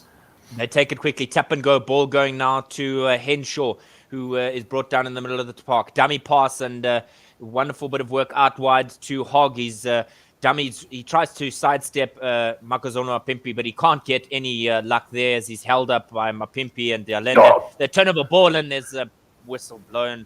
South Africa looked like they were going there, but they've not got the rub there. Kwagga Smith thought he was A for away there, Otto, but brought back because of an indiscretion. Yeah, no release there, says the referee. Tackler not releasing, says our producer. Thank you, Mpo. And the British and Irish Lions have a penalty on the far side of the field, about 6 meters in, just on the 22 of the Springboks. Now there's some discussion about what needs to happen, and Franco Mostert runs in to pick up the ball, but the referee sends them back. Harman now... Yeah, it looks like they're going to go for the polls. Herman Kosea is quickly commenting to say, Bokke speel veel te lank in die verkeerde helfte van die veld. So Otto, tell us what Herman's thoughts are there. Yeah, so he's saying that the British and Irish Lions have the territory advantage. The Springboks are playing in the wrong half of the field. And that's certainly the case in the past 5 or 10 minutes after the try was scored. Now we see the kick being taken by Dan Bigger. I'm so glad that he got rid of all that stupid fidgety stuff that he does when he's like picking at his face and at his jersey. He's now just wiping his hair. Still got one cheek stroked and nose stroked, and he comes forward now with the right foot. And he gets it off the left hand upright, and the ball goes to Faf de Klerk, who swings it out to Makazole Mapimpi, who kicks down the far side touchline. And it will be a line out to the British and Irish Lions. Not sure if he was outside his 22 and he kicked that. No, but it's not a problem. The line out will be to the British and Irish Lions just about on halfway. So he missed the kick. It bounced off the poles. Ricochet collected there by Faf de Klerk. Another lucky escape for the Boks, because that would have given the Lions the lead again. It's just about 5 centimeters inside the Springbok half, where the British and Irish Lions will put this ball into the line out. Now the flag is actually in the British and Irish Lions half. So there we go. YouTube commenter, we are now in their half. This one is the maul set by the British and Irish Lions, but they collapse it all by themselves. Man coming around there, crashing the ball over the halfway line for the Lions. And Conor Murray is once again shepherding the ball out to the back of the extended ruck. The ball goes down the far side touchline in the air, and it's collected by the Springboks, and they go in to clean out the British and Irish Lions. Faf de Klerk sends it out to Andre Pollard, who sends the kick high up into the air to the near side of the field, where Cheslin Colby is going to tackle Stuart Hogg, who collected the ball there. And there's a contest for the ball, but it's over now. The British and Irish Lions have it just outside their 10-meter line. Alan Wynne-Jones is tackled beautifully there behind the 10-meter line now. Conor Murray fetches the ball, goes to the near side, and it's into the hands of Stuart Hogg, who tries to step around the tackle there of Jasper Wiese, but couldn't. And the Springboks contesting hard for the ball here, trying the counter ruck, but Conor Murray sends it out to the far side now, to the middle of the park, where it's another tackle on the 10-meter line of the British and Irish Lions. And Conor Murray will ask Moro Itoje to give him that extended ruck once again. He sends the ball short through the air, just coming down inside the Springbok half, and it's fumbled there by a few of the players. It's a knock-on by the British and Irish Lions, and it will be a scrum to the Springboks just inside their half, 15 meters in from the near side touchline. Absolutely. 11 points to 9 to the Springboks. Definitely. You know, we're seeing that knock-on, but before that Jasper Wiese was trying to contest for. But Otto, on the far side of the park, we saw Jasper Wiese disappear from screen, and then the box kick that followed, he collected nicely, redeeming himself earlier, or from that earlier fumble that he made. And so good to see him there. And like you mentioned as well, a massive tackle on Alan Wynne-Jones, as we see both Eben Etzebeth and Bongi Mbonambi are receiving some treatment, as South Africa, like you said, leading in the 54th minute, 11 points to 9. There's a little bit of a glance over to the bench. Malcolm Marks is the replacement hooker. He's got Trevor Nyakane and Vincent Koch as his substitute front rowers with him. We haven't seen changes yet, Otto, but I think they're going to be forthcoming very soon, as through that on South Africa have an opportunity to put some things together. And Batandile Mqele is asking how many minutes left. We're in the 54th minute, Batandile. So there's just over just 25. half an hour.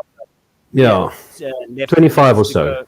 Just having a look at Alan Wynne Jones, a man who's had a fantastic game. He's 6 carries, 2 meters made, 4 gain line success, and he's having a wonderful game. A man who Otto was initially injured, but managed to come back in time, having missed most of the warm-up fixtures as Springboks will head up to the scrum. Yeah, I think he got the nickname Lazarus there for that quick recovery that he made back in the UK and then came back down to South Africa to captain this Lions team. I think you'll have to break off one of his arms to stop him from playing in this series. Alan Wynne Jones, he's a tough nut, excellent player, legend of the game for Wales and for the British and Irish Lions already. I think this is his second Lions tour, right? I think or his third. Second, it might be his third. He's the 5th highest capped Lions player ever, and so you know, not many guys get a game on a Lions tour, but let alone getting 3 games or multiple tours. So South Africa on their own 10-meter line have an opportunity here with their own feet to the scrum. Yeah, Faf de Klerk gets this ball in. The ball comes neatly out to the back, where Faf de Klerk stands off as the Springboks move the scrum forward, and they've got a free kick for a scrum infringement there by the British and Irish Lions. Oh no, it's against the Springboks, and I think that was for. Why did that? It looks like Stephen Kitsoff is the man who is the one who's guilty there, and Dan Bigger with a up and under, and the Lions come up to contest, but it's in the hands of Damien Dalinde, and he's running now up to the 22-meter line. He's got support there from his forwards. Faf de Klerk has the ball at his feet, at the back of the ruck, out to Willie Leroux, who sends it down to the far side touchline from inside his 22 with the left foot, and the British and Irish Lions will have a line out inside the Springboks half. We'll check for you now exactly where that will happen. Let's see what happened here in the scrum. Why was that a free kick? I think the referee was gesturing there to Faf de Klerk. No, he was gesturing to Faf de Klerk, and now we see the substitutes coming in. Jasper Wiese is replaced by Loot de Jager. So Loot is going to play probably... I think a flanker, rather. Or they're going to... he's going to be flank. At flank, while we'll see Kwagga Smith inevitably probably move to the number 8 position. Yeah, so the line out is inside the Springboks 10-meter line. It's a short one to the front of the line out, but it's contested there by the Springboks, out by Conor Murray to Vunipola, who goes rampaging through almost through the tackle there, once again out, this time to the loosehead prop Tired Furlong. I think that was Conor Murray. Now out to Dan Bigger, who sends another high up and under into the Springboks 22. And Willie Leroux is up for this, but it's tapped back by the Lions. And Lucanio Am is there to shepherd Henshaw out over the touchline there. And it'll be a throw in to the Springboks just inside, just on the 10-meter line of the Springboks, on the near side touchline. And that is 55 minutes gone, 11 points to 6, 11 points to 9 rather. The Springboks lead at this point, a very slender lead, and good recovery there by the Springboks. The Lions just not being able to capitalize on their territorial advantage that they've had for the past 15 minutes or so. And let's see if the Springboks can make it into the Lions half. I think they should just keep the ball in hand here for a while, because their runners are really dominating the collisions, and they're not having any trouble going through the phases. And now we see Vincent Koch onto the field as well. So he will be replacing, and Malcolm Marx is on for Bongi and Bonambi. So that is the bomb squad coming through, and Vincent Koch is now on. He's a loose head, so that would be in place of Kitsoff. And we'll pick up the other replacements for you as they come through here. Etzebeth takes this one at the front of the line out the ball. The Springboks trying to set them all. And the ball is in the hands of Malcolm Marx as the Springboks now go forward across the 10-meter line. the Lions managing to stop this, and Faf de Klerk puts the ball high up into the air down the near side touchline, and Stuart Hogg failing to collect that ball. And what do the referees say as the ball bounces over the near side touchline? That was Duan van der Merwe, sorry, who tried to catch that ball on the near side touchline here. And he says he didn't touch it. He says he didn't touch it, but of course he's going to say that. Let's see what they say. Who's going to put the ball into the lineouts? Yes. A couple of quick comments here. Johan van Zyl, Blomme ons mis net in die Kaap, 100% commentary. Herman Kutsia saying, South Africa is aiming to score tries from the left and right flanks of the pitch. Lions see it and they practice for this type of tactics. Box should play midfield. And Lindile Bikicha said, good commentary, guys. 100% keep it up. Thank you. And thank you. Val, 100% agree. So thank you. Don't forget to like and subscribe to our YouTube channel. Ding the bell, and you'll find every single game of this Lions series brought to you by us at One World Sports Radio, as well as Cowan Dickey puts it into the line out for the Lions, but it's gathered by the Springboks at the back there. Faf de Klerk has the ball at the back of the ruck on the Lions 10-meter line, sends it out to the forwards who have formed a pod already. They go across the 10-meter line in the middle of the park out to Handré Pollard, who puts the ball high up into the air across the field to the far side, where Stuart Hogg collects very neatly there for the Lions, and he is held up in the tackle. So it's a maul called by the referee, and the Springboks just need to hold up this ball, but the referee says no. He's going to give the scrum to the Lions for some reason, but I'm not sure why. Maybe he doesn't like that tactic. He doesn't know what the rules are. Rassie Erasmus is as perplexed as I am. I thought that was a guaranteed turnover. Anyway, no, it's a scrum to the Lions. And we saw Owen Farrell coming onto the field as well. 58 minutes gone, so just about 22 minutes to go. So let's see here. Stuart Hogg is held up here by Mapimpi and Willie Leroux and Lucanio Arm. And then for some reason, the Lions get the scrum. So I'm not sure what happened there. I'll have to go and watch the replays. So we'll see what we can gather from our producer if he's listening to the commentary there on the live feed, that we are not allowed to play. We are allowed to talk about this game, but we're not allowed to show the visuals or show any or send any audio. So the scrum is very untidy there. The Springboks going in hard to this first scrum with the replacement front row. Now Kitsoff is still on the field. So Vincent Koch replaced Frans Malherbe on the tight head side. And this is a free kick to the Lions. They take it now high up into the air. The ball comes down on the 10-meter line of the Springboks, where it's gathered by Handré Pollard, who's tackled in the air. And the referee gives a penalty to the Springboks. And good work there by Handré Pollard under the high ball, as he got some pressure there from Watson, the British and Irish Lions right wing, who just clumsily crashed into him while he was in the air, but then there was no real damage to Pollard. He managed to limit the force of his impact with Pollard, so it's just a penalty there for the Springboks on their own 10-meter line. And Pollard will try and send this deep into Lions territory with 20 minutes to go now.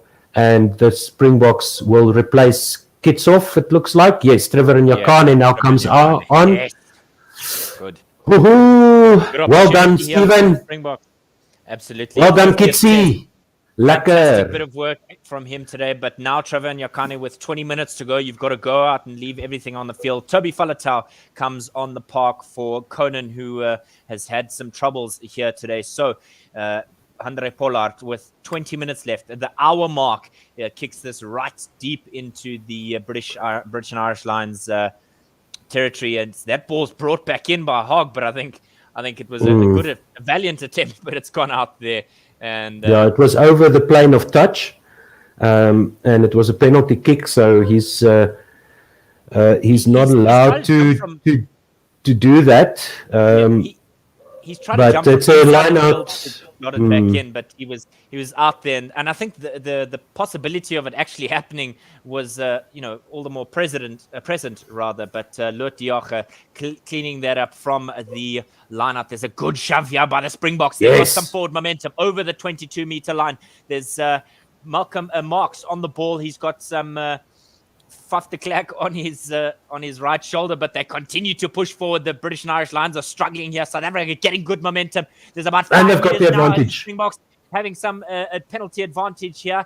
Do they have the penalty advantage? I'm not sure. Faf de Klerk Yes! the cross kick. Look on your arm, and he's touched down. Whether or not he's cleanly done so, we'll have to have a look. But South Africa are celebrating a try on the hour mark. 11-9 at the moment, but I'm sure Ben O'Keefe's going to go upstairs as we have there's going to be a look here. Quick couple of comments. Ian Tromba said, hello, I like it a lot. Ian Tromba also saying, well, F the Poms. Yeah.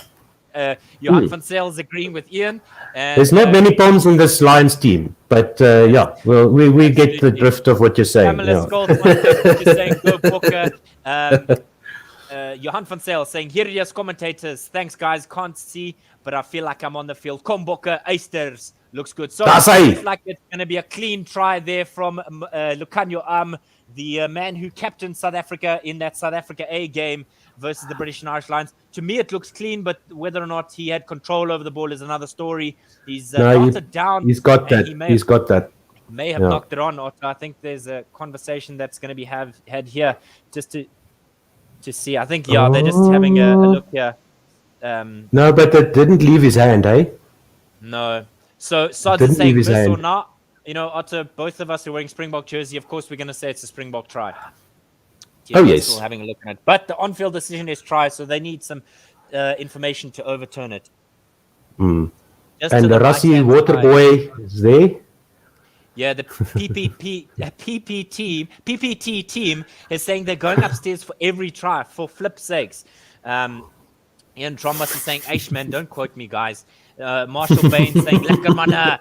And so don't forget to like and subscribe. Ding the bell while we ding this try here. I think, Otto, it's a guaranteed try for the Springboks. We're positive that it is. Remember that you can always follow us. We're going to bring you every single Springbok game, as well as Proteas on tour to Sri Lanka, as they have 3 ODIs and 3 T20s as they prepare for the World Cup. South Africa needing to win this game to level the series. So like, subscribe, and also tweet us at OneWorldSR. That is where you can follow us. And Herman Kutsia saying the Lions are under pressure. You guys are doing stellar commentating. Thank you, Herman. Thank you for your support. And Ian Trombas is laughing. So also, please don't spoil it for us before we see. Let's see what they say now about this try. The sideline commentators are saying it's a try, but Ben O'Keefe, the on-field decision is going to stand. Try for South Africa. So 16 points to 9 at the hour mark. Wonderful bit of work there by the Springboks. It is something that every South African fan is going to be celebrating. 16-9. And Lucanio with the try. Otto, tell us about how that try kind of came about. Wonderful bit of work by Lucanio. Yeah, great stuff. Almost a repeat of Connor Connor Murray there for the Lions, almost in the same position, where he put the kick over with the advantage play. Faf de Klerk sending the ball over the Lions try line, and Lucanio was there with nobody near him to jot that down. And so does Handré Pollard add the 2. And it's 18 points to 9 now. 9-point lead for the Springboks. 18 minutes to go. And that maul by the Springboks was just unbelievable. That was just forward power by the Springboks, muscling their way up to about 7 meters away from the British and Irish Lions try line, as we see the kickoff made by by Owen Farrell, probably. Yeah. Absolutely. Go for it. Hour mark. Faf de Klerk inside his own 22. He's looking for a bit of a box kick and does so now. Ball hanging high in the air. Stuart Hogg's trying to collect it, but he looks like he's knocked it on there. Penalty advantage. The ball pops out to Faf de Klerk, who kicks it away. End of the advantage. Knock on advantage, yeah. Yeah, it looks like now the Lions will try and attack at this one. It's good bit of collection work there by Lucanio as he's brought down in the middle of the park. Faf de Klerk setting for a pocket kick here for Handré Pollard. He does. He kicks it to the near touchline at about the 22-meter mark. It doesn't get touch, but Hogg tracking back there to do a bit of work and make sure he's cleaning up there. Pollard collects the return kick. He slips in the middle of the field, immediately swamped by Sutherland. but Faf de Klerk is able to do a bit of work. Ibn Etzebeth with the ball now. He's got Franco Mostert and Willie Leroux in support. Faf de Klerk near side of the park, 10 meters line. He's got Koch on his left-hand side, and Nyakane as an option as well. Looks like it's going to go to a box kick. It does. Pops up high, and then Hogg is getting a favorable bounce. He throws it out wide to Toby Falatau. He's got Curry on his right-hand side. Watson with a chip kick over the top, deep into the South African half here, as a bit of work there as the South African fly half kicking it into touch, and he's just happy to kick that out. And Watson tried to give it a bit of chase, but looks like a bit of a sub here. Herschel Yankees on the park now for Faf de Klerk. A wonderful game from Faf de Klerk, but Herschel Yankees, no mug in the Springbok jersey, Otto. No, not at all. And the Springboks really looking like they have their confidence back. They are strutting around the rucks, especially Faf de Klerk there at the end, looking like he's already won a World Cup, which he has, of course, and looking like they've already got the series in the bag. But good to see some confidence in the body language of the Springbok players here. And we see there Faf de Klerk, after he kicked that with his left foot, he just grips his left thigh there, goes down. So he was subbed there for Herschel Yankees. And it's like for like. I mean, Herschel Yankees, watch out for his runs around the fringes there. So Cowan Dickey is still on the field for the Lions. The hooker is going to put the ball in. It's Owens. It's Owens, sorry. Okay, all these Welshmen look alike to me. There we go. So it's a short line out collected by the box. Surely he's knocked that on. Take it away. He's knocked that on. Yes, penalty advantage for the Springboks. Jasper Visser at the back. He throws it now to Pollard, who swings it wide to Dalende, who's brought down in the middle of the park with Lucanio Am in support. Herschel Yankees goes to his left to the far side to Lutiach. He gets over the gain line. Good bit of work there from the substitute flanker. Pollard to Mapimpi wide on the outside. He's got the Etzebeth for support. Yankees now with an option to the right-hand side. He goes to Vincent Koch, who's brought down fairly quickly. He's got Malcolm Marks at the back of the ruck. Trevor Nyakane, an option, but he won't go there. He's going to go for a box kick up high, and Hogg's going to have to do a bit of collection work. It isn't Hogg, but it's Courtney Laws, and there's a bit of a man in the way. South Africa with the advantage. Pollard with the chip into space behind everybody. A trip from Willie Leroux, a bit of a slip there, but Hogg cleans up at the back for the British and Irish Lions. An opportunity now for the British and Irish Lions to get out of a bit of trouble. Owen Farrell is given the ball, who kicks it deep into the South African half, but it's just going to bounce outside. And Makazole Mapimpi, who tries to do a bit of cleaning up there, is stunted there by Henshaw, who is right there with him. So Owen Farrell, 93 test caps for England, but his experience here is going to be key for the British and Irish Lions to come back here. A lot of guys are saying in our comments on YouTube that they don't need the video. They've got us.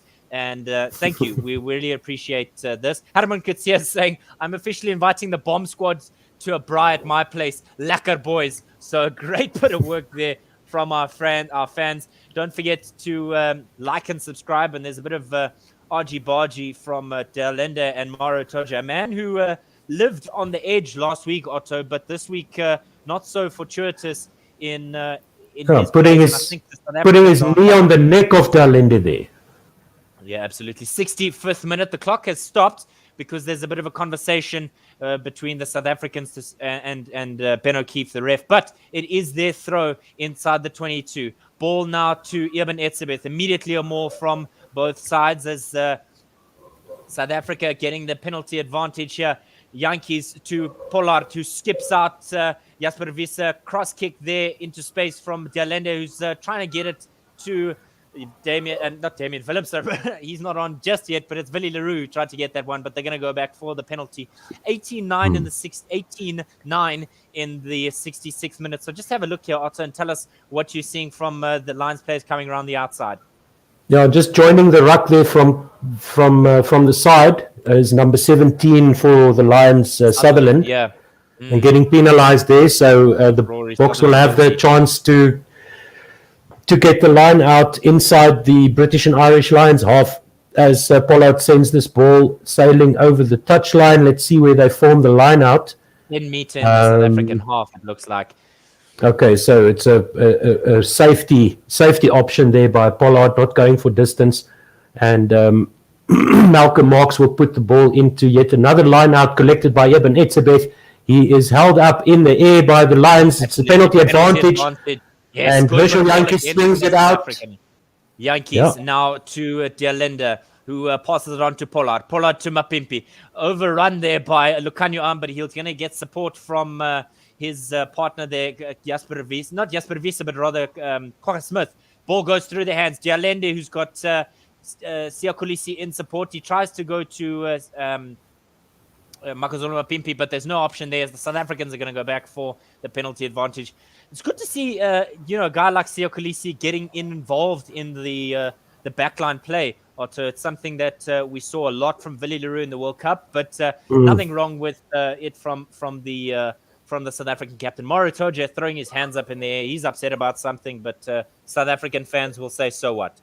Yeah, no, I think they should have a look at that standing with his knee on the neck of Dialende after the game, as we see Damian Willemse replacing Mapimpi. So he's going to be playing probably fullback, maybe move Willie to the wing as Pollard now takes the penalty on his own 10-meter line, sends the ball sailing through the Cape Town air on the far side touchline. The line out will be set inside the 22 of the British and Irish Lions.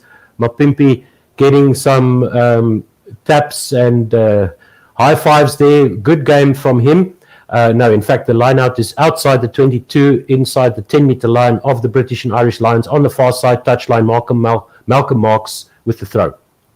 Go. Need to Bry at commentator's place on game day. I'm the Briar. So fair more there from the Springboks as they get a good shove once again from the Springboks. Malcolm Marx at the back. I'm sure there's going to be a penalty coming now, and he's saying to Mauro Toje, get your hands out of there. Jantjies to Delende, who's shoved back by Curry there. Good bit of advantage gained there by the British and Irish Lions, but South Africa still maintaining their possession of the ball. Herschel Jantjies throws it now to Lotte Jager. He's got support from Franco Mostert. Marx is at the back there. Box kick coming now from the Springbok replacement scrum half. A good bit of work there by the South Africans to try and get it. There's a bit of knock forward, knock back, but South Africa will get a scrum. It's a knock on there. Looks like Courtney Laws is the guilty partner. And once again, Mauro Toje is in there. I think it's going to be a common theme, Otto, for the last 12 minutes of this game. Mauro Toje trying to get under the skin of the South Africans. Not as successful today with Ben O'Keefe behind the whistle, Otto. Yeah, the Springboks are picking up the pace now properly, and they are just smashing the British and Irish Lions at this point of the game. And they are now, they will now have the scrum just outside the 22 on the far side of the field, 15 meters in from the far side touchline because of that knock on by the British and Irish Lions. And a good platform here to attack by the Springboks. They've got control of the game now. They just need to survive the next 11 minutes or so. 69 minutes gone. South Africa 18, Lions 9. Absolutely feed there by Herschel Jantjies. Massive shove by the Springboks. There's a penalty advantage. And South Africa can get go-ahead ball here. Dalende to Lucanio Am. He's knocked it forward, I think, there. But they'll go back for the scrum penalty. Applause from Andre Pollard as he finds his front men, because it's a thumbs up there from the Springbok forwards coach. And Otto, as you take us through the last 10 minutes of the game here, South Africa leading 18 points to 9. Massive scrum by Trevor Nyakane, and South African fans are smiling. Yeah, no, Trevor Nyakane getting the better of the British and Irish Lions prop there, scrumming in, and Trevor Nyakane getting nicely underneath him there, playing in the loosehead prop position, getting a high five there from Vincent Koch as well. Man, this is better from the Springboks, and Nyakane licking his chin, giving the Maori salute there to the British and Irish Lions, which is nice to see. And I think this will be Pollard for poles. Yes, indeed it will be. 3 points coming up if Pollard can slot this one in for South Africa. 18 points to 9, South Africa lead the British and Irish Lions in the second test, and the British and Irish Lions lead the series 1-0. Let's see what Pollard does with this one. He steps forward now, strikes it with the right foot, and the ball sails through the uprights, across the bar, and it's 21 points to 9 now for the Springboks. That's much better. 12-point lead for the Springboks here as we head into the final 10 minutes of this game. Otto, we spoke about the importance of the bomb squad leading into the start of this game. How important is the bench? South Africa's bench was poor in the previous game. Thankfully, they've done a lot better for those of us who sport the men in green and gold. And now the kickoff from Owen Farrell. It goes high up into the air and to the near side touchline where it's collected by Lotte Jager. And the Boks have control of this ball outside the 22 on the near side, 5 meters in, out to Eben Etzebeth by Herschel Jantjies. Gets tackled just outside the 22 now. Herschel Jantjies hunting for the ball there, but the Springboks have control of it. He's going to do the box kick. And it's high up into the air, not as far as he would have liked. And he follows up himself. But the British and Irish Lions have it now in possession.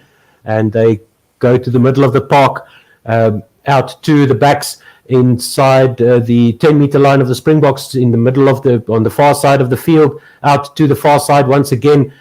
Driving through there is Curry, it looks like, and they come to the near side now with a scissor move there in the midfield, but it's well marshaled by the Springboks, and Malcolm Marx gets the penalty for the Springboks. He's got his hands on the ball.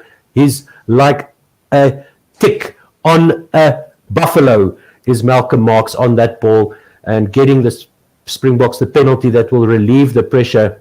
Man, they do look like a completely different team after that try was scored, and after the halftime break, the Springboks have come out with all of their guns blazing, and it's beautiful to watch. Siya Kolisi now getting replaced by Marco van Staden. That will be Van Staden, yes. So another good breakdown player for South Africa, and let's see where this line out will be. So the British and Irish Lions trying. They're trying to break the line. Get some forward momentum in Toby Falatau, but in the end, it was Malcolm Marx who, like you said, a tick on a buffalo, would not let go.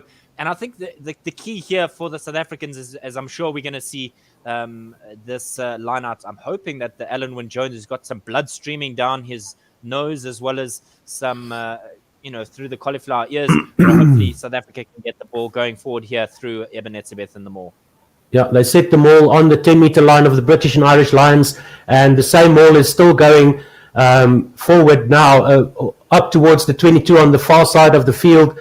The British and Irish Lions managing to disrupt this maul, but Koch has the ball, and he's got control of it. Herschel Jantjies has the ball at the back of the ruck now, and he sends it out to Van Staden, who goes up and gets tackled. Herschel Jantjies out to Handré Pollard, who sends it high up and under to the far side touchline. It's going to come down inside the 22, not cleanly collected by anyone there. The ball bounces. It's knocked on, says the referee there. And let's see who was the knock on there. Work. Yeah, wonderful bit of work there by the South African fly half. He hung that kick high in the air, hoping to prevent a mark catch being taken and at least contest it. It was a wonderful bit of work there from him. And it was the man who chased his own kick. Watson, who the right-hand wing, Watson, who knocked that ball on. Therefore giving the South Africans a scrum inside the British and Irish Lions 22. 74th minute, the South Africans leading by 12. And Otto, you got to say that South Africa, with their own feed into a scrum, a one that they've absolutely dominated in the second half here through the maul, but now an opportunity through the scrum time. It's got to be something that the British and Irish Lions have got to be mindful of. Oh, yes. The Springboks are back. This is much better from all of the players that have represented South Africa today. And the British and Irish Lions in the last few minutes have just looked out of ideas. They can't get over the gain line. They get tackled back. They get the ball stolen at the breakdown by Malcolm Marx. And now Van Staden, they'll have to worry about him as well. As soon as the ball goes to ground, either one of those two players, and Nyakane and Koch are also good on the ground there in that situation. So really, what are the British and Irish Lions going to do from this position to try and salvage this test match, because it seems like it's game over already. 12 points and 6 minutes to go, and Herschel Yankees puts the ball into the scrum on the 22-meter line. The Springboks go in for the second shove, and they completely destroy the Lions scrum. They get the penalty inside the 22, and another Maori salute there from Trevor Nyakane. It looks like he's been drinking some Sparletta raspberry, some R&R there, some raspberry juice. With the red mark in the middle of his tongue, or maybe that's just the fitness of the man, that his appendage inside his mouth is so red. But Anis Mohammed, one of our cricket commentators, saying Trevor Nyakane has a look in his eyes. Estienne Geldenay said Dankie Bulla, because that is a massive scrum from Trevor Nyakane, a man who started the previous game, coming off the bench today and hammering the British and Irish Lions. An opportunity now just outside the 22 for Pollard to put 3 more points on the board, and South Africa to probably wrap this up with 5 to go, Otto. Oh yes. So from this position, the British and Irish Lions would maybe just like to score something, as Pollard makes it another 3 points. It's 24 points to the Springboks, 9 points to the British and Irish Lions, 4.5 minutes to go in the second test, and that is game over for the Lions in this match. And we will go to next week's match, 1-1 in the series. Owen Farrell with the kickoff, high up into the air, trying to secure possession for the Lions, but there's a nice lift from the Springboks and securing the ball. Very good, very well done there. Herschel Yankees sends it to the far side, where Vincent Koch drives into the British and Irish Lions inside the 10-meter line of the Springboks. Herschel Yankees shapes like he's going to kick it. Yes, he does, down the far side touchline. And that is Stuart Hogg collecting the ball, but is immediately swarmed by 3 Springboks. The Lions have control on the halfway line on the far side of the field. They send it to the middle of the field, and there's a missed tackle there, but a second tackle does the job there. The British and Irish Lions on their own 10-meter line, taking it up to the halfway line now, and the ball comes to the near side of the field, where they are once again smashed behind the advantage line, and the Springboks get another penalty for holding on, as the Springboks dominating the collisions and winning all the battles on the ground at the moment after the halftime break. And this is so much better from the Springboks. Wow. Absolutely. I want to point out there, Marco van Staden, the restart where Lucanio arm was lifted up in there. I don't know if anybody remembers, or I'm sure if you've watched any bit of rugby or you've seen some rugby on YouTube, Tendai the Beast and Trawawera, where he lifted him above his head, and when the weight went over the top of center, held him upside down behind his back. That is exactly what Marco van Staden has done there. And I think, you know, I'm okay with it. Give him the beast tag there, because incredible work. It's an immense bit of strength there from Marco van Staden, just to fill everybody. That's the hours in the gym, hey? That's the hours in the gym. We have a little bit of a break in play. There's a foul play, no arms tackle by Franco Mostert on Owen Farrell. That they are looking at. I think he's going to get a yellow here. I think there's going to be a yellow here. It's a no arms tackle, and it's something, ironically, Owen Farrell is guilty of. We saw it in the World Cup, where he tried to strong arm Cheslin Colby. But while we wait for the decision, don't forget to like and subscribe to this. Like this video, subscribe to our channel, ding the bell so that you know exactly when we're going to go live. Next week, Saturday, there will be 2 of us that will be bringing you the rugby once again. South Africa taking on the British and Irish Lions for the 3rd test, once again from Cape Town. We will be live on Facebook and YouTube. Don't forget to tweet us at OneWorldSR. If you want to have your thoughts, discussed during the week, we'll happily engage with you about where this game is and how it goes, as well as how South Africa and the British and Irish Lions will look to set up ahead of the 3rd test. It's been a fantastic game, Otto, for rugby in general. And I think the key for South Africa has been the slightly better discipline from here. We saw, within the first 3 minutes, there was a couple of stoppages because of the the ill discipline from the British and Irish Lions, and it looks like South Africa are going to get the ball here. My word, that's incredible. I thought the Lions for sure. Yeah, so they've had a look at that, and they said that Franco Mostert made enough effort to wrap his arms around Owen Farrell. He didn't drop his shoulder. He did have his arms out in front of him as he went into that contact. But once again, the Springboks getting the rub of the green here, I would say, because that could have easily gone the other way in a different match. Maybe Ben O'Keefe has had some sleepless nights about denying those calls going the Springboks way in the previous test. But we'll see. No doubt that Mr. Gatland will have something to say and lots of things to talk about in this match. Yeah. Marks now with the and the line out maul set now by the Springboks on the 22-meter line of the British and Irish Lions, and once again the Lions trying to disrupt the maul by going in from the side, swimming around the side. But it looks like Herschel Jantjies has got the ball available to him. There's no indication of advantage from the ref as Lotte Jager knocks this ball on, collected by Mario Itoje. It's on the near side of the field, on just outside the 22 of the British and Irish Lions. Owen Farrell now puts the kick in behind the Springboks and finds the bounce there. The Lende cleans up there, and he's got support there. 4 or 5 of his teammates running back with him. Beautiful support work there and scrambling back by the Springboks on the halfway line. Another pot of forwards crashing the ball up just short of the halfway line. Herschel Jantjies now has the ball at the back of the ruck, controlling it now, and now they need to close out this game. But Herschel Jantjies kicks the ball downfield to the near side touchline where it is collected by the Lions. Owen Farrell has the ball, swings it across the far side to the right wing of the British and Irish Lions, who tries to break through the defenses there, but he is stopped by the Springboks just inside the 10-meter line. Out to a forward goes the ball that is just inside the 10-meter line once again by the British and Irish Lions. The Springboks have the ball. They've managed to scramble it onto their side in that ruck. There must have been a knock-on by the Lions there. Reminiscent of the Bulls beating the Sharks in their first Super Rugby final, where the ball goes to ground for the Lions, but then somehow pops up on the Springbok side, which was nice. And there's high fives in the coaching box of the Springboks. There's 1 minute to go. The Springboks lead by 24 points to 9. And now it's just the final few minutes that the Springboks need to maybe try and get some more scores, just to put the nail in the coffin and just to communicate some intent to the Lions.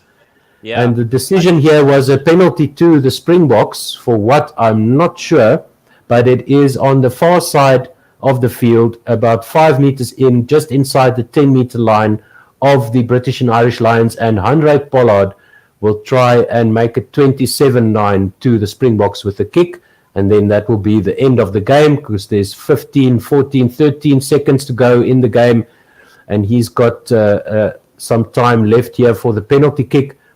What was that penalty for, Dave? Did you pick that up? I didn't actually. It was a bit of argy-bargy. It was dirty rugby essentially. It wasn't, not dirty in the malicious sense, but rather dirty, and it looked unattractive. And so here, an opportunity for Hanrijk to slot it. He does exactly that. It is 27 points to 9 to the Springboks of South Africa. They have won the second test of the British and Irish Lions tour, and it is level. We are going to a decider next week. Please join us. Thank you so much for watching. Thank you for subscribing. Thank you for listening. Please tell all your friends who can't watch the game for whatever reason. We are on TuneIn. We are on Twitter. We are on Facebook. But the best one to get us on is YouTube. So One World Sports Radio on YouTube. Follow our channel. Hit the notification button. Whenever we go live with any kind of sports commentary, you will get notified. And you can sponsor us as well. We do this for free. There's no geo-blocking on our feed. And you can have your brand advertised by our good selves. Absolutely, and a wonderful bit of work by my colleague today, Otto Simon. Thank you for your hard work today, and a bit of a wonderful comment there just to wrap things up. As Ger van Niekerk is saying, he needs us to start our own TV sport channel. I think that would be the best thing that we could do. But yeah, from all of us here at One World Sports Radio, my name is Coach Dave. Alongside me has been Otto Simon. You can find me on Twitter at CoachDave93, him at Ozmaster. Thank you to our producer, Mpo Mutrane. You can find him at Mpo Mureki. Tweet us, find us, and don't forget to ding the bell. Thank you all so much for the wonderful feedback, and we look forward to seeing you all next week.